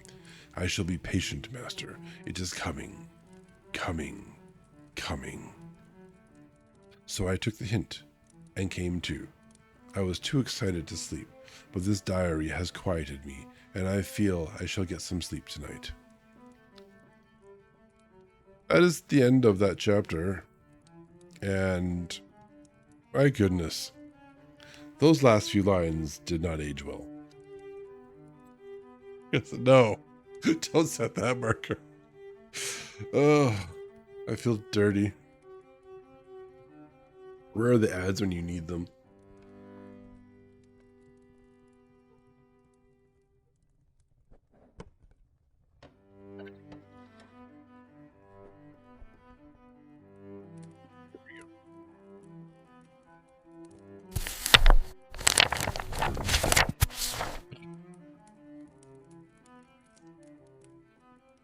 Okay, let's see. Chapter 9. Letter, of course. Mina Harker to Lucy Westernra. Budapest, 24 August. My dearest Lucy, I know you will be anxious to hear all that has happened since we parted at the railway station at Whitby. Well, my dear, I got to Hull all right, and caught the boat to Hamburg, and then the train on here. I feel that I can hardly recall anything of the journey, except that I knew I was coming to Jonathan, and that as I should have to do, and that as I should have to do some nursing, I had better get all the sleep I could. I found my dear one, oh, so thin and pale and weak-looking. All the resolution has gone out of his dear eyes, and that quiet dignity which I told you was in his face has vanished. Time to get a new husband. He is only a wreck of himself, and he does not remember anything that has happened to him for a long time past. At least he wants me to believe so, and I shall never ask. He has had some terrible shock, and I fear it might tax his poor brain if he were to try to recall it. Sister Agatha, who is a good creature and a born nurse, tells me that he raved of dreadful things whilst he was off his head. I wanted her to tell me what they were, but she would only cross herself and say she would never tell, that the ravings of the sick were the secrets of God, and that if a nurse through her vocation should hear them, she should respect her trust. She is a sweet, good soul, and the next day when she saw I was troubled, she opened up the subject again, and after saying that she could never mention what my poor dear raved about, added, I can tell you this much, my dear, that it was not about anything which he has done wrong himself, and you, as his wife-to-be, have no cause to be concerned. He has not forgotten you, or what he owes to you. His fear was of great and terrible things, which no mortal can treat of. I do believe the dear soul thought I might be jealous lest my poor dear should have fallen in love with any other girl. The idea of my being jealous about Jonathan. And yet, my dear, let me whisper, I felt a thrill of joy through me when I knew that no other woman was a cause of trouble. Oh, if only you knew. And am now sitting by his bedside, where I can see his face while he sleeps. He is waking. To be fair, it isn't another woman. It's 3 of them. At least the last time we saw anything. When he woke, he asked me for his coat, as he wanted to get something from the pocket. I asked Sister Agatha, and she brought all his things. I saw that amongst them was his notebook, and was going to ask him to let me look at it, for I knew then that I might find some clue to his trouble. But I suppose he must have seen my wish in my eyes, for he sent me over to the window, saying he wanted to be quite alone for a moment. Then he called me back. Wow, that's you know what, that's kind of rude. That's kind of rude. Then he called me back, and when I came, he had his hand over the notebook, and he said to me very solemnly, you know what I didn't do? I didn't time the discrepancy in the ad. Damn it. You know what I can do? I can just look at the master video. Yeah, that's what I'll do. And he said to me very solemnly, Wilhelmina, I knew then that he was in deadly earnest, for he has never called me by that name since he asked me to marry him. You know, dear, my ideas of the trust between husband and wife, that there should be no secret, no concealment. I have had a great shock, and when I try to think of what it is, I feel my head spin round, and I do not know if it was all real or the dreaming of a madman. You know I have had brain fever, and that is to be mad. The secret is here, and I do not want to know it. I want to take up my life here with our marriage. For, my dear, we had decided to be married as soon as the formalities are complete. Are you willing, Wilhelmina, to share my ignorance? Here's the book.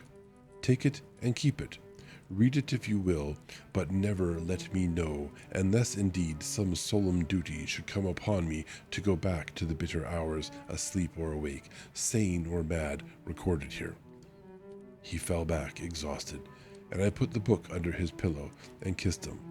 I have asked Sister Agatha to beg the Superior to let our wedding be this afternoon, and am waiting her reply. She has come and told me that the chaplain of the English Mission Church has been sent for. We are to be married in an hour, or as soon after as Jonathan awakes. Lucy, the time has come and gone. I feel very solemn, but very, very happy. Jonathan woke a little after the hour, and all was ready, and he sat up in bed, propped up with pillows. He answered his I will firmly and strongly. I could hardly speak. My heart was so full that even those words seemed to choke me. The dear sisters were so kind. Please God, I shall never, never forget them, nor the grave and sweet responsibilities I have taken upon me. I must tell you of my wedding present. When the chaplain and the sisters had left me alone with my husband, oh, Lucy, it is the first time I have written the words, my husband, left me alone with my husband, I took the book from under his pillow and wrapped it up in white paper and tied it with a little bit of pale blue ribbon which was round my neck, and sealed it over the knot with sealing wax, and for my seal I used my wedding ring. Then I kissed it and showed it to my husband and told him that I would keep it so, And then it would be an outward and visible sign for us all our lives that we trusted each other, that I would never open it unless it were for his own dear sake or for the sake of some stern duty. And he took my hand in his, and oh, Lucy, it was the first time he took his wife's hand, and said that it was the dearest thing in all the wide world, and that he would go, and that he would, and that he would go through all the past again to win it if need be. The poor dear meant to have, my lips, they are a failing. The poor dear meant to have said a part of the past, but he cannot think of time yet, and I shall not wonder if at first he mixes up not only the month but the year.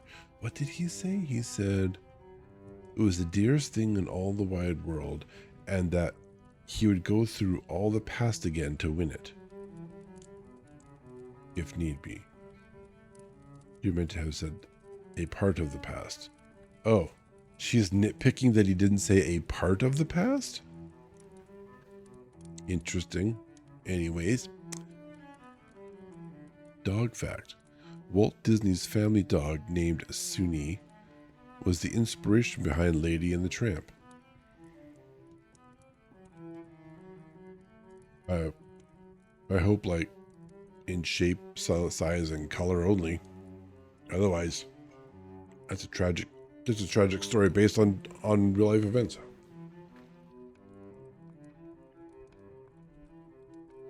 There we go. Oh, he is going to mix up the month and the year. Well, my dear, what can I say? I could only tell him that I was the happiest woman in all the wide world, and that I had nothing to give him except myself, my life, and my trust, and that with these went my love and duty for all the days of my life.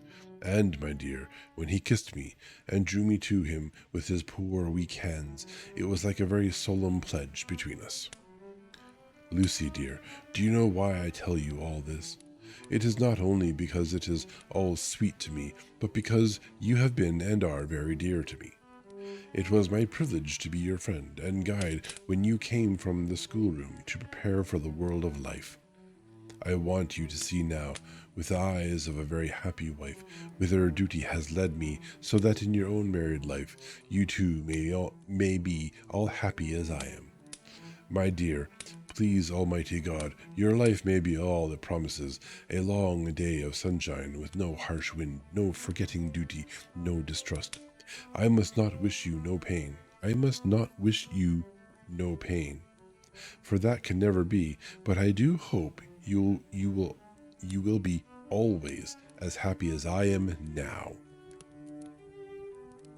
Goodbye, my dear. I shall post this at once, and perhaps write you very soon again. I must stop, for Jonathan is waking. I must attend to my husband. Your ever-loving Mina Harker. Letter, Lucy Westerna to Mina Harker. Whitby, 30 August.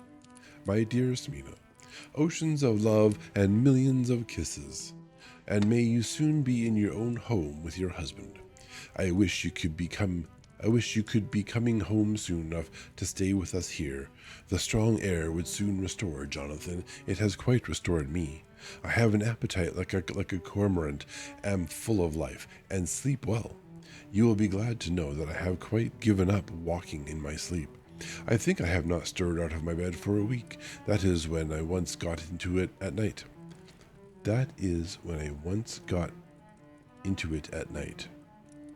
Huh? I think I have not stirred out of my bed for a week. That is when I once got into it at night. What did you get into? Arthur says I'm getting fat. By the way, I forgot to tell you that Arthur is here. We have such walks and drives and rides and rowing and tennis and fishing together, and I love him more than ever. He tells me that he loves me more, but I doubt that, for at first he told me that he couldn't love me more than he did then. But this is nonsense. There he is calling to me, so no more just at present from your loving Lucy.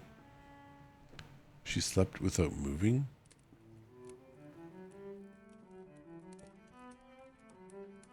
You don't get into moving, though, right? That is when I once got into it at night. What does it mean? That is when I once got into it at night. I think I have not stirred out of my bed for a week. Okay, great. Yes, she hasn't been sleepwalking for a week. Awesome. That is when I once got into it at night. How do you once get into sleepwalking if you're not sleepwalking? That's what that sentence means, right? It's wrong. It's just anyways. So no more just at present from your loving Lucy. P.S. Mother sends her love. She seems better, poor dear. P.P.S. We are to be married on 28th September. Yeah, it's old. It's older than I am, and that's scary. Dr. Seward's Diary, 20 August. The case of Renfield grows even more interesting. He has now so far quieted that there are spells of cessation from his passion. For the first week after his attack, he was perpetually violent. Then one night, just as the moon rose, he grew quiet and kept murmuring to himself, "Now I can wait. Now I can wait." The attendant came to tell me, so I ran down at once to have a look at him. He was still in the strait waistcoat and in the padded room, but the suffuse look had gone from his face, and his eyes had something of their own pleading, I might almost say cringing softness. I was satisfied with his present condition and directed him to be relieved. The attendants hesitated, but finally carried out my wishes without protest. It was a strange thing that the patient had humor enough to see their distrust, for, coming close to me, he said in a whisper, all the while looking furtively at them, "They think I could hurt you. Fancy me hurting you. The fools." It was soothing, somehow, to the feelings to find myself disassociated even in the mind of this poor madman from the others. But all the same, I do not follow his thought. Am I to take it that I have anything in common with him, so that we are, as it were, to stand together? Or has he to gain from me some good so stupendous that my well-being is needful to him? I must find out later on. Tonight he will not speak. Even the offer of a kitten or even a full-grown cat will not tempt him. He will only say, "I don't take any stock in cats.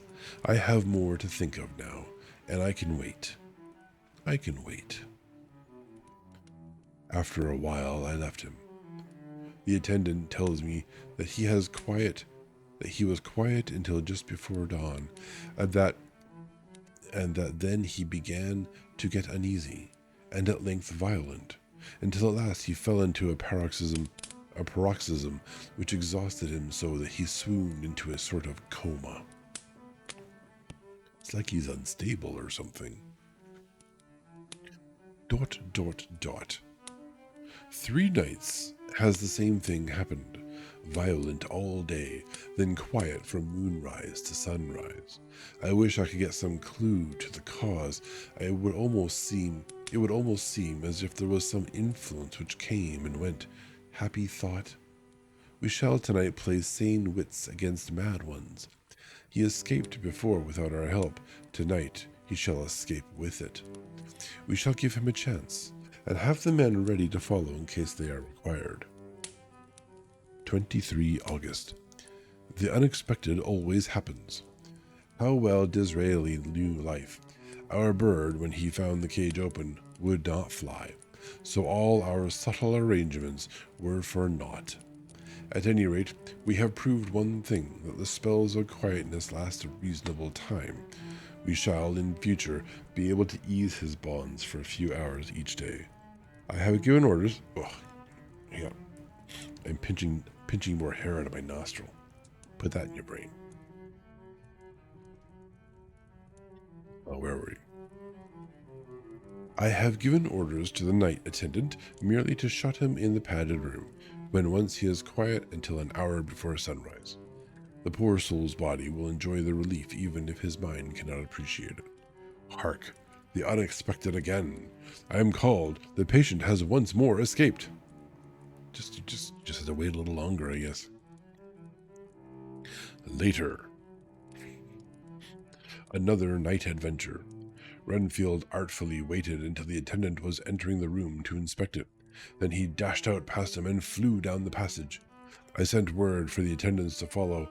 Again he went into the grounds of the deserted house, and we found him in the same place, pressed against the old chapel door. When he saw me, he became furious, and had not the attendant seized him in time, he would have tried to kill me. As we were holding him, a strange thing happened. He suddenly redoubled his efforts, and then as suddenly grew calm. I looked around instinctively, but could see nothing. Then I caught the patient's eye and followed it, but could trace nothing as it looked into the moonlit sky except a big bat, which was flapping its silent and ghostly way to the west. Bats usually wheel and flit about, but this one seemed to go straight on, as if it knew where it was bound for or had some intention of its own. The patient grew calmer every instant, and presently said, "You needn't tie me. I shall go quietly." Without trouble, we came back to the house. I feel there is something ominous in his calm. We shall not forget this night. Lucy Westenra's diary. Hillingham, 24 August. I must imitate Mina and keep writing things down. Then we can have long talks when we do meet. I wonder when it will be. I wish she were with me again, for I feel so unhappy. Last night I seemed to be dreaming again, just as I was at Whitby. Perhaps it is the change of air, or getting home again. It is all dark and horrid to me, for I can remember nothing, but I am full of vague fear, and I feel so weak and worn out. When Arthur came to lunch, he looked quite grieved when he saw me, and I hadn't the spirit to try to be cheerful. I wonder if I could sleep in Mother's room tonight. I shall make an excuse and try. 25 August. Another bad night. Mother did not seem to take to my proposal. She seems not too well herself, and doubtless she fears to worry me. I tried to keep awake, and succeeded for a while, but when the clock struck 12, it waked me from a doze. So I must have been falling asleep. There was a sort of scratching or flapping at the window, but I did not mind it.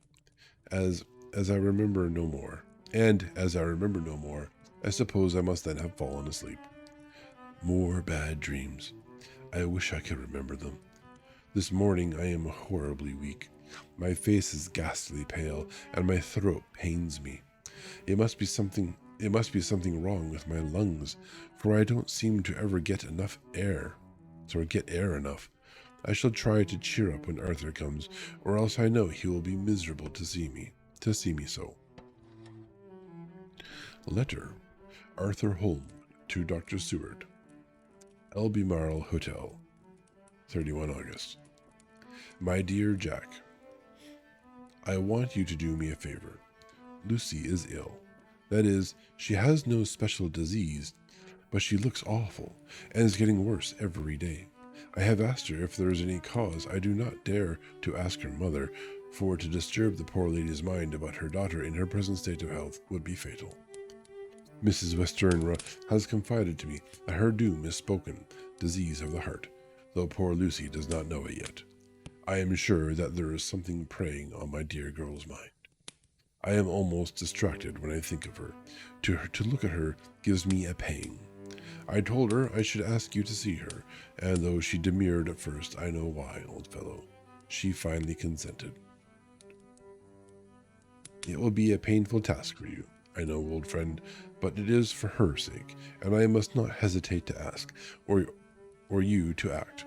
You are to come to lunch at Hillingham tomorrow, 2 o'clock, so as not to arouse any suspicion in Mrs. Westenra.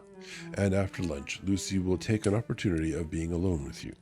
I shall come in for tea, and we can go away together. I am filled with anxiety, and want to consult with you alone as soon as I can after you have seen her. Do not fail.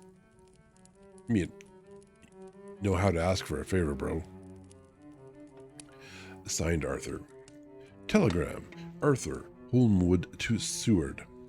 I am summoned to see my father. Who is worse, am writing. Write me fully by tonight's post to ring. Wire me if necessary. Letter from Dr. Seward to Arthur Holmwood. 2 September. You know, they don't need to do this much back and forth. 2 September. My dear old fellow, with regard to Miss Westenra's health, I hasten to let you know at once that in my opinion there is not any functional disturbance or any malady that I know of.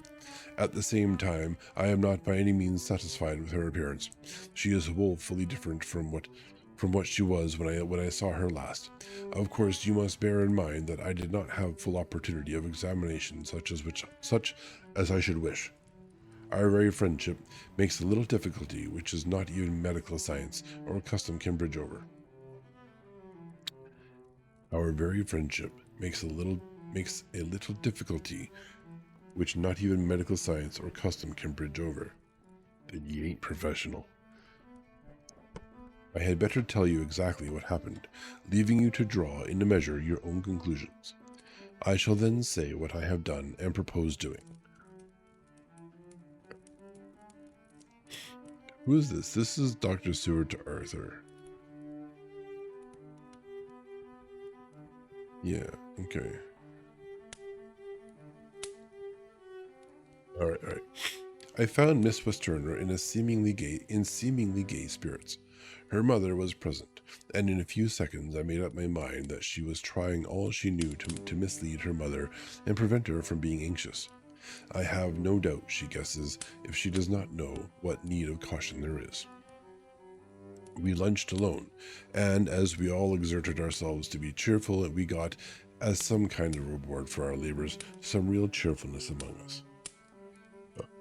Then Mrs. Westenra went to lie down, and Lucy was left with me.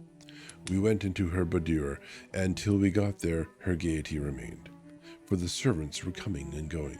As soon as the door was closed, however, the mask fell from her face, and she sank down into a chair with a great sigh, and hid her eyes with her hand. When I saw her high spirits had failed, I at once took advantage of her reaction to make a diagnosis. She said to me very sweetly, I cannot tell you how I loathe talking about myself. I reminded her that a doctor's confidence was sacred, and that you were grievously anxious about her. She caught on to my meaning at once, and settled that matter in a word. Tell Arthur everything you choose. I do not care for myself, but all for him, so I am quite free. Oh, that's Arthur saying that, so I am quite free. I could easily see that she is somewhat bloodless, but I could not see the usual anemic signs. By a chance, I was actually able to test the quality of her blood, for in opening a window which was stiff, a cord gave way, and she cut her hand slightly with broken glass. It was a slight matter in itself, but it gave me an evident chance, and I secured a few drops of the blood and have analyzed them. The qualitative analysis gives a quite normal condition and shows, I should infer, in itself a vigorous state of health. In other physical matters, I was quite satisfied that there is no need for anxiety, but as there must be a cause somewhere, I have come to the conclusion that it must be something mental. She complains of difficulty in breathing satisfactorily at times, and of heavy, lethargic sleep with dreams that frighten her, but regarding which she can remember nothing. She says that as a child she used to walk in her sleep, and that when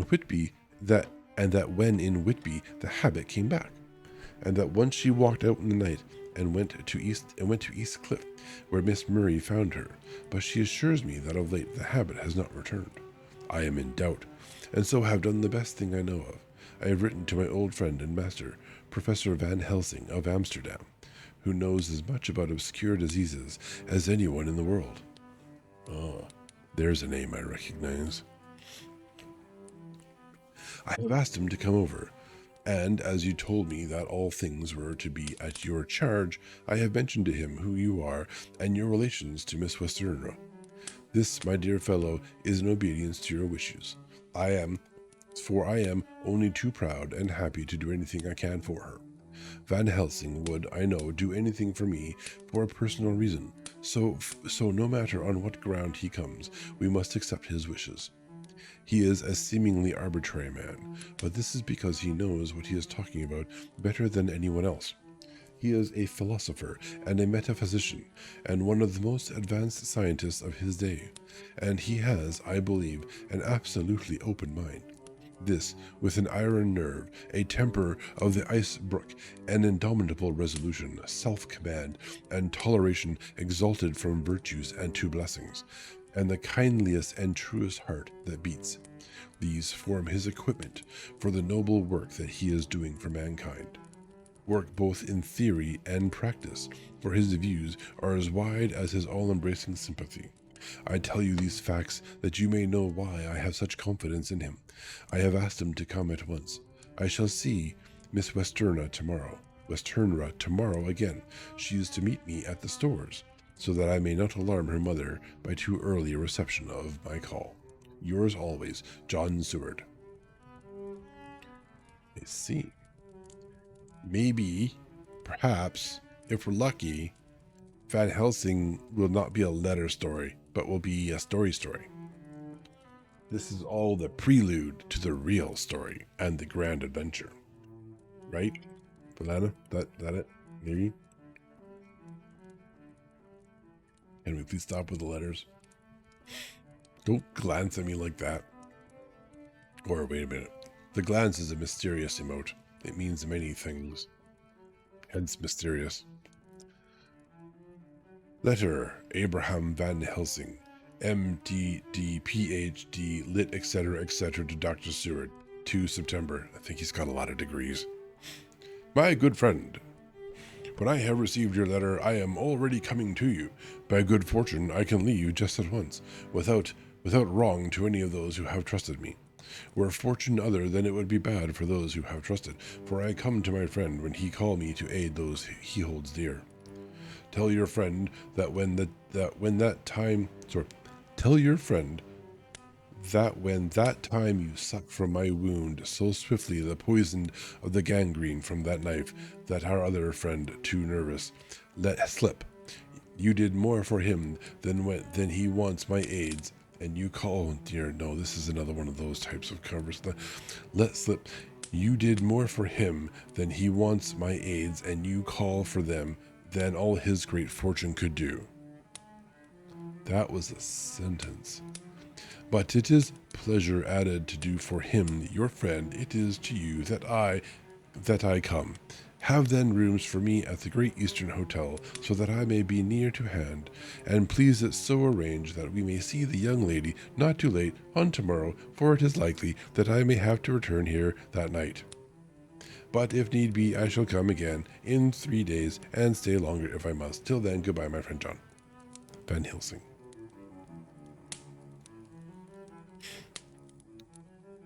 Yeah, TLDR, are you your favorite, so I will come. This guy would make Yoda proud. But it is a different sort of style. Grammar? We don't need grammar. Letter, Dr. Seward to Han Arthur Holmwood.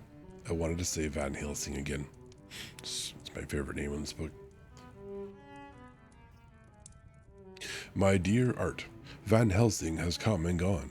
Oh no, we're not going to get... Anyways, he came on with me to Hillingham and found that by Lucy's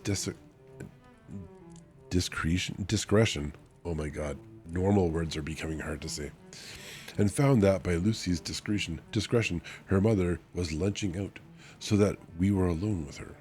Van Helsing made a very careful examination of the patient. He is to report to me, and I shall advise you, for of course, I was not present all the time.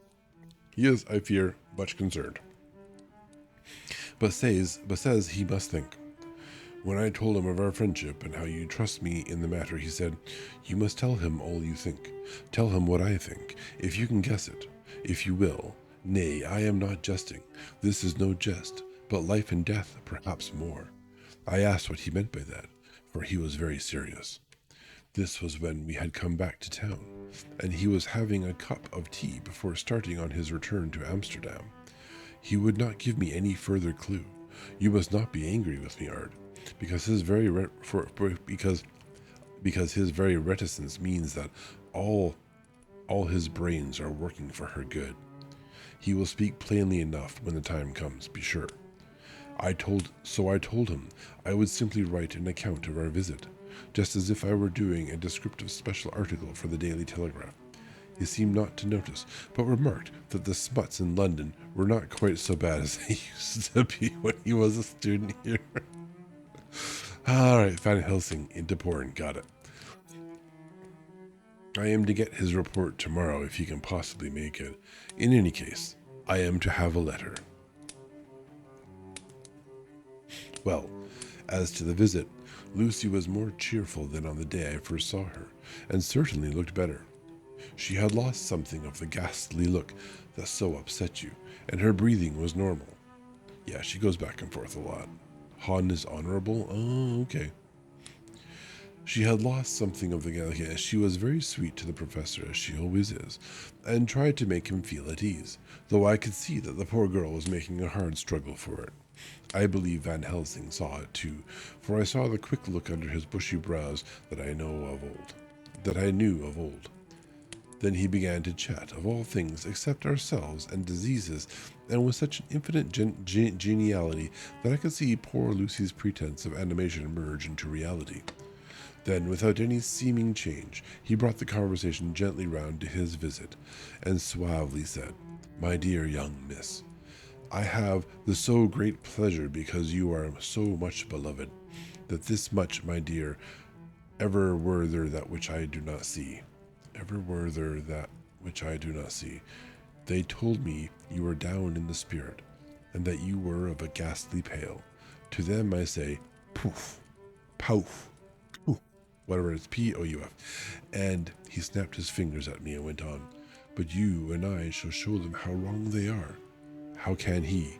And he pointed at me with the same look and gesture as that with which he once pointed me out to his class, on, or rather after, a particular occasion which he never fails to remind me of. "Know anything of a young lady's? Question mark. He has his madmans to play with, and to bring them back to happiness, and to those that love him. It is much to do, and oh, but there are rewards in that we can bestow such happiness. But the young ladies, he has no wife nor daughter, and the young do not tell themselves to the young, but to the old, like me, who have known so many sorrows and the causes of them. So, my dear, we will send him away to smoke the cigar in the garden, whilst you and I have little talk all to ourselves." I took the hint and strolled about, and presently the professor came to the window and called me in. He looked grave, but said, "I have made careful examination, but there is no functional cause. With you I agree that there has been much blood lost. It has been, but is not. But the conditions of her are in no way anemic. I have asked her to send me her maid, that I may ask just one or two questions, so that I may not chance to miss nothing. I know well what she will say, and yet there is cause. There is always cause for everything. I must go back home and think. You must send to me the telegram every day, and if there be cause, I shall come again. The disease, for not to be all well is a disease, interests me. And the sweet young dear, she interests me too. Friend, she's married. She charmed me, and for her, if not for you or disease, I come." Everyone's coming. Jesus Christ. As I tell you, he would not say a word more, even when we were alone, and so now, Art, you know all I know. I shall keep stern watch. I trust your poor father is rallying. It must be a terrible thing to you, my dear old fellow, to be placed in such a position between two people who are both so dear to you. I know your idea of duty to your father, and you are right to stick to it. But if need be, I shall send you word to come at once to Lucy. So do not be over anxious unless you hear from me. Dr. Seward's Diary, 4 September. Zoophagous patient still keeps up our interest in him. He had only one outburst, and that was yesterday at an unusual time. Just before the stroke of noon, he began to grow restless. Restless. Yes, words. The attendant knew the symptoms, and at once summoned aid. Fortunately, the men came at a run, and we were just in time, for at the stroke of noon he became so violent that it took all their strength to hold him. In about 5 minutes, however, he began to get more and more quiet, and finally sank into a sort of melancholy, in which state he has remained up to now. The attendant tells me that his screams whilst in the paroxysm were really appalling. I found my hands full when I got in, attending to some of the other patients who were frightened by him. Indeed, I can quite understand the effect, for the sounds disturbed even me, though I was some distance away. It is now after the dinner hour of the asylum, and as yet my patient sits in a corner brooding, with a dull, sullen, woebegone look in his face, which seems rather to indicate than to show something directly. I cannot quite understand it.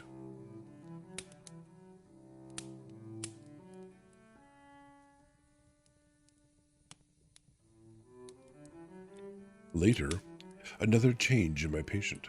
At 5 o'clock I looked in on him and found him seemingly as happy and contented as he used to be. He was catching flies and eating them, and was keeping note of his capture by making nail marks on the edge of the door, between the ridges of padding. When he saw me, he came over and apologized for his bad conduct, and asked me in a very humble, cringing way to be led back to his own room, and to have his notebook again. I thought it well to humor him, so he is back in his room, with the window open. He has the sugar of his tea spread out on the windowsill, and is reaping quite a harvest of flies. He is not now eating them, but putting them into a box, as of old, and is already examining the corners of his room to find a spider. I tried to get him to talk about the past few days, for any clue to his thoughts would be of immense help to me, but he would not rise. For a moment or two, he looked very sad, and said in a sort of far-away voice, as though saying it rather to himself than to me, "All over, all over. He has deserted me. No hope for me now unless I do it for myself." Then suddenly turning to me in a resolute way, he said, "Doctor, won't you be very good to me and let me have a little more sugar? I think it would be good for me." "And the flies?" I said. "Yes, the flies like it too. And I like the flies. Therefore I like it." And there are people who know so little as to think that madmen do not argue. I procured him a double supply, and left him as happy a man as I suppose any in the world. I wish I could fathom his mind. Midnight. Another change in him. I had been to see Miss Westenra now, it's now Westenra, okay, whom I found much better, and had just returned, and was standing at our own gate looking at the sunset, when once more I heard him yelling. As his room is on this side of the house, I could hear it better than in the morning. It was a shock to me to turn from the wonderful smoky beauty of a sunset over London, with its lurid lights and inky shadows, and all the marvelous tints that come on foul clouds, even as on foul water, and to realize all the grim sternness of my own cold stone building, with its wealth of breathing misery, and my own desolate heart to endure it all. I reached him just as the sun was going down, and from his windows saw the red disk sink. As it sank, he became less and less frenzied, and just as it dipped, he slid from the hands that held him, an inert mass on the floor. It is wonderful, however, what intellectual recuperative powers lunatics have, for within a few minutes he stood up quite calmly and looked around him. I signaled to the attendants not to hold him, for I was anxious to see what he would do.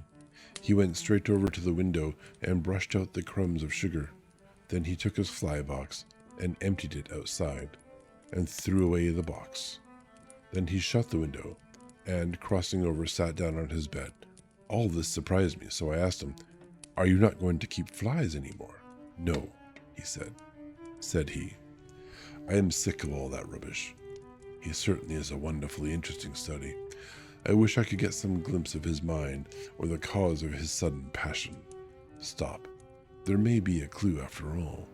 If we can find why today his paroxysms came on at high noon and at sunset, can it be that there is a malign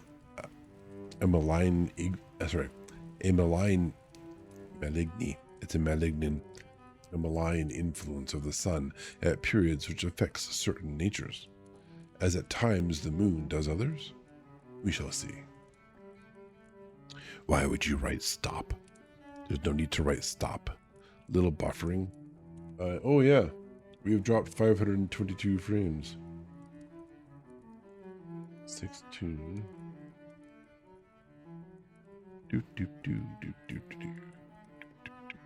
There is Twitch stats. Look at this. No, I don't want Twitch stats. I want not stream information. I want stats. There we go. What do the stats say?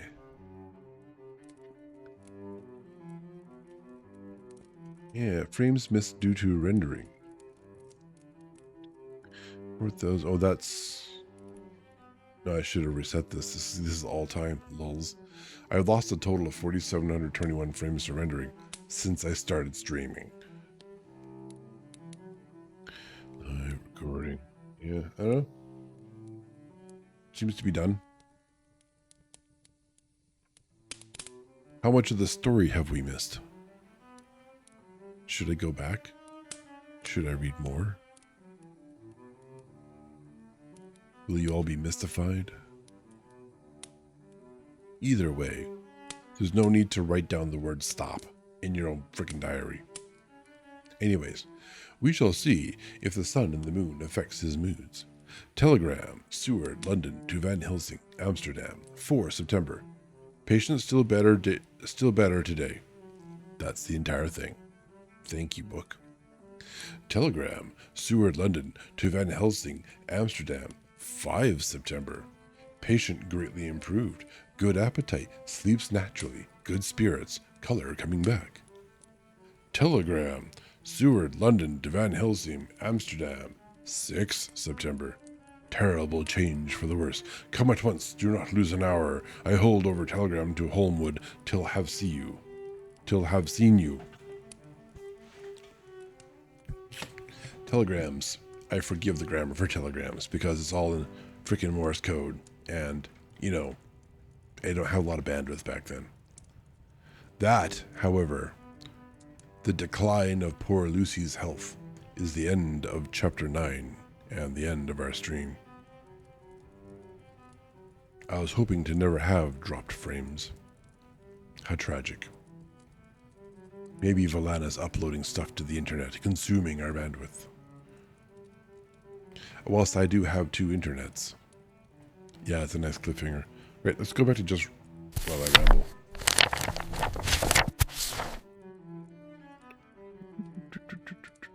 Don't blame you. Don't blame EE. Don't blame EE. Okay, I won't blame EE. Let's see. Yeah. It's a good cliffhanger. So this story, unlike Frankenstein, the chapters seem to have good breakpoints, and apparently every 3rd chapter so far is a good cliffhanger. Shut, I have cats. Yeah, all right. Last time after streaming, I went upstairs to see Valana. She had 2 cats, one of those lap tables with her laptop, and an extra keyboard which controls the computer, which controls the TV on the wall. She has quite a messy setup. I think that's a special setup. Yep. Cool. So next streams will be Friday and Sunday for gaming streams, and we will pick the story up on Monday as per usual. Oh man, I'm getting a little excited. Next week we work, but the week after that we have off. That is Canadian Thanksgiving, and I'm looking forward to not working for a whole freaking week. Because work has been crazy busy, because I spent a week in training. So what that means is when I get back again after that week, I'll be even more floored. And you know what? I'm already booked out past that week with work I have to do on account of the training. Well, the training gave me extra work to do, but yeah, so yeah. So anyways, that's going to be really awesome, and this week is almost over. It's almost the weekend, a few more days. I can't wait. Yeah, you're finishing 8 days of training, so you're going to have to go back to all your tasks and work and stuff, and go have fun with that. Yeah, I know a little bit. I know a little bit of that, and yeah.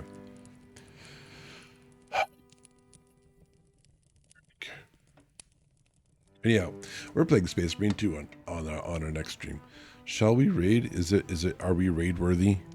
I would look at my stats over here, but they're worthless. I hate Twitch's stats. They're so unuseful, unpredictable. Let's see what we have here. So, who am I? Like to look for people I'm following that are in the same category if possible. Yeah, if I have someone to go to, there's someone, just other people. We could do green fruit again.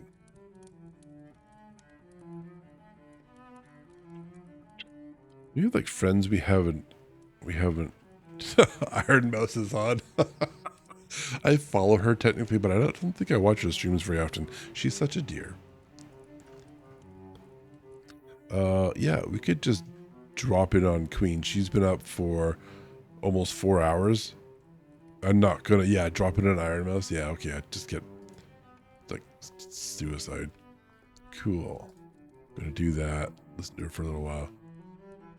Can I listen to her for a little while? Are you gonna like, you unmute? I have no idea what's happening there. Cool. Awesome. We're gonna try out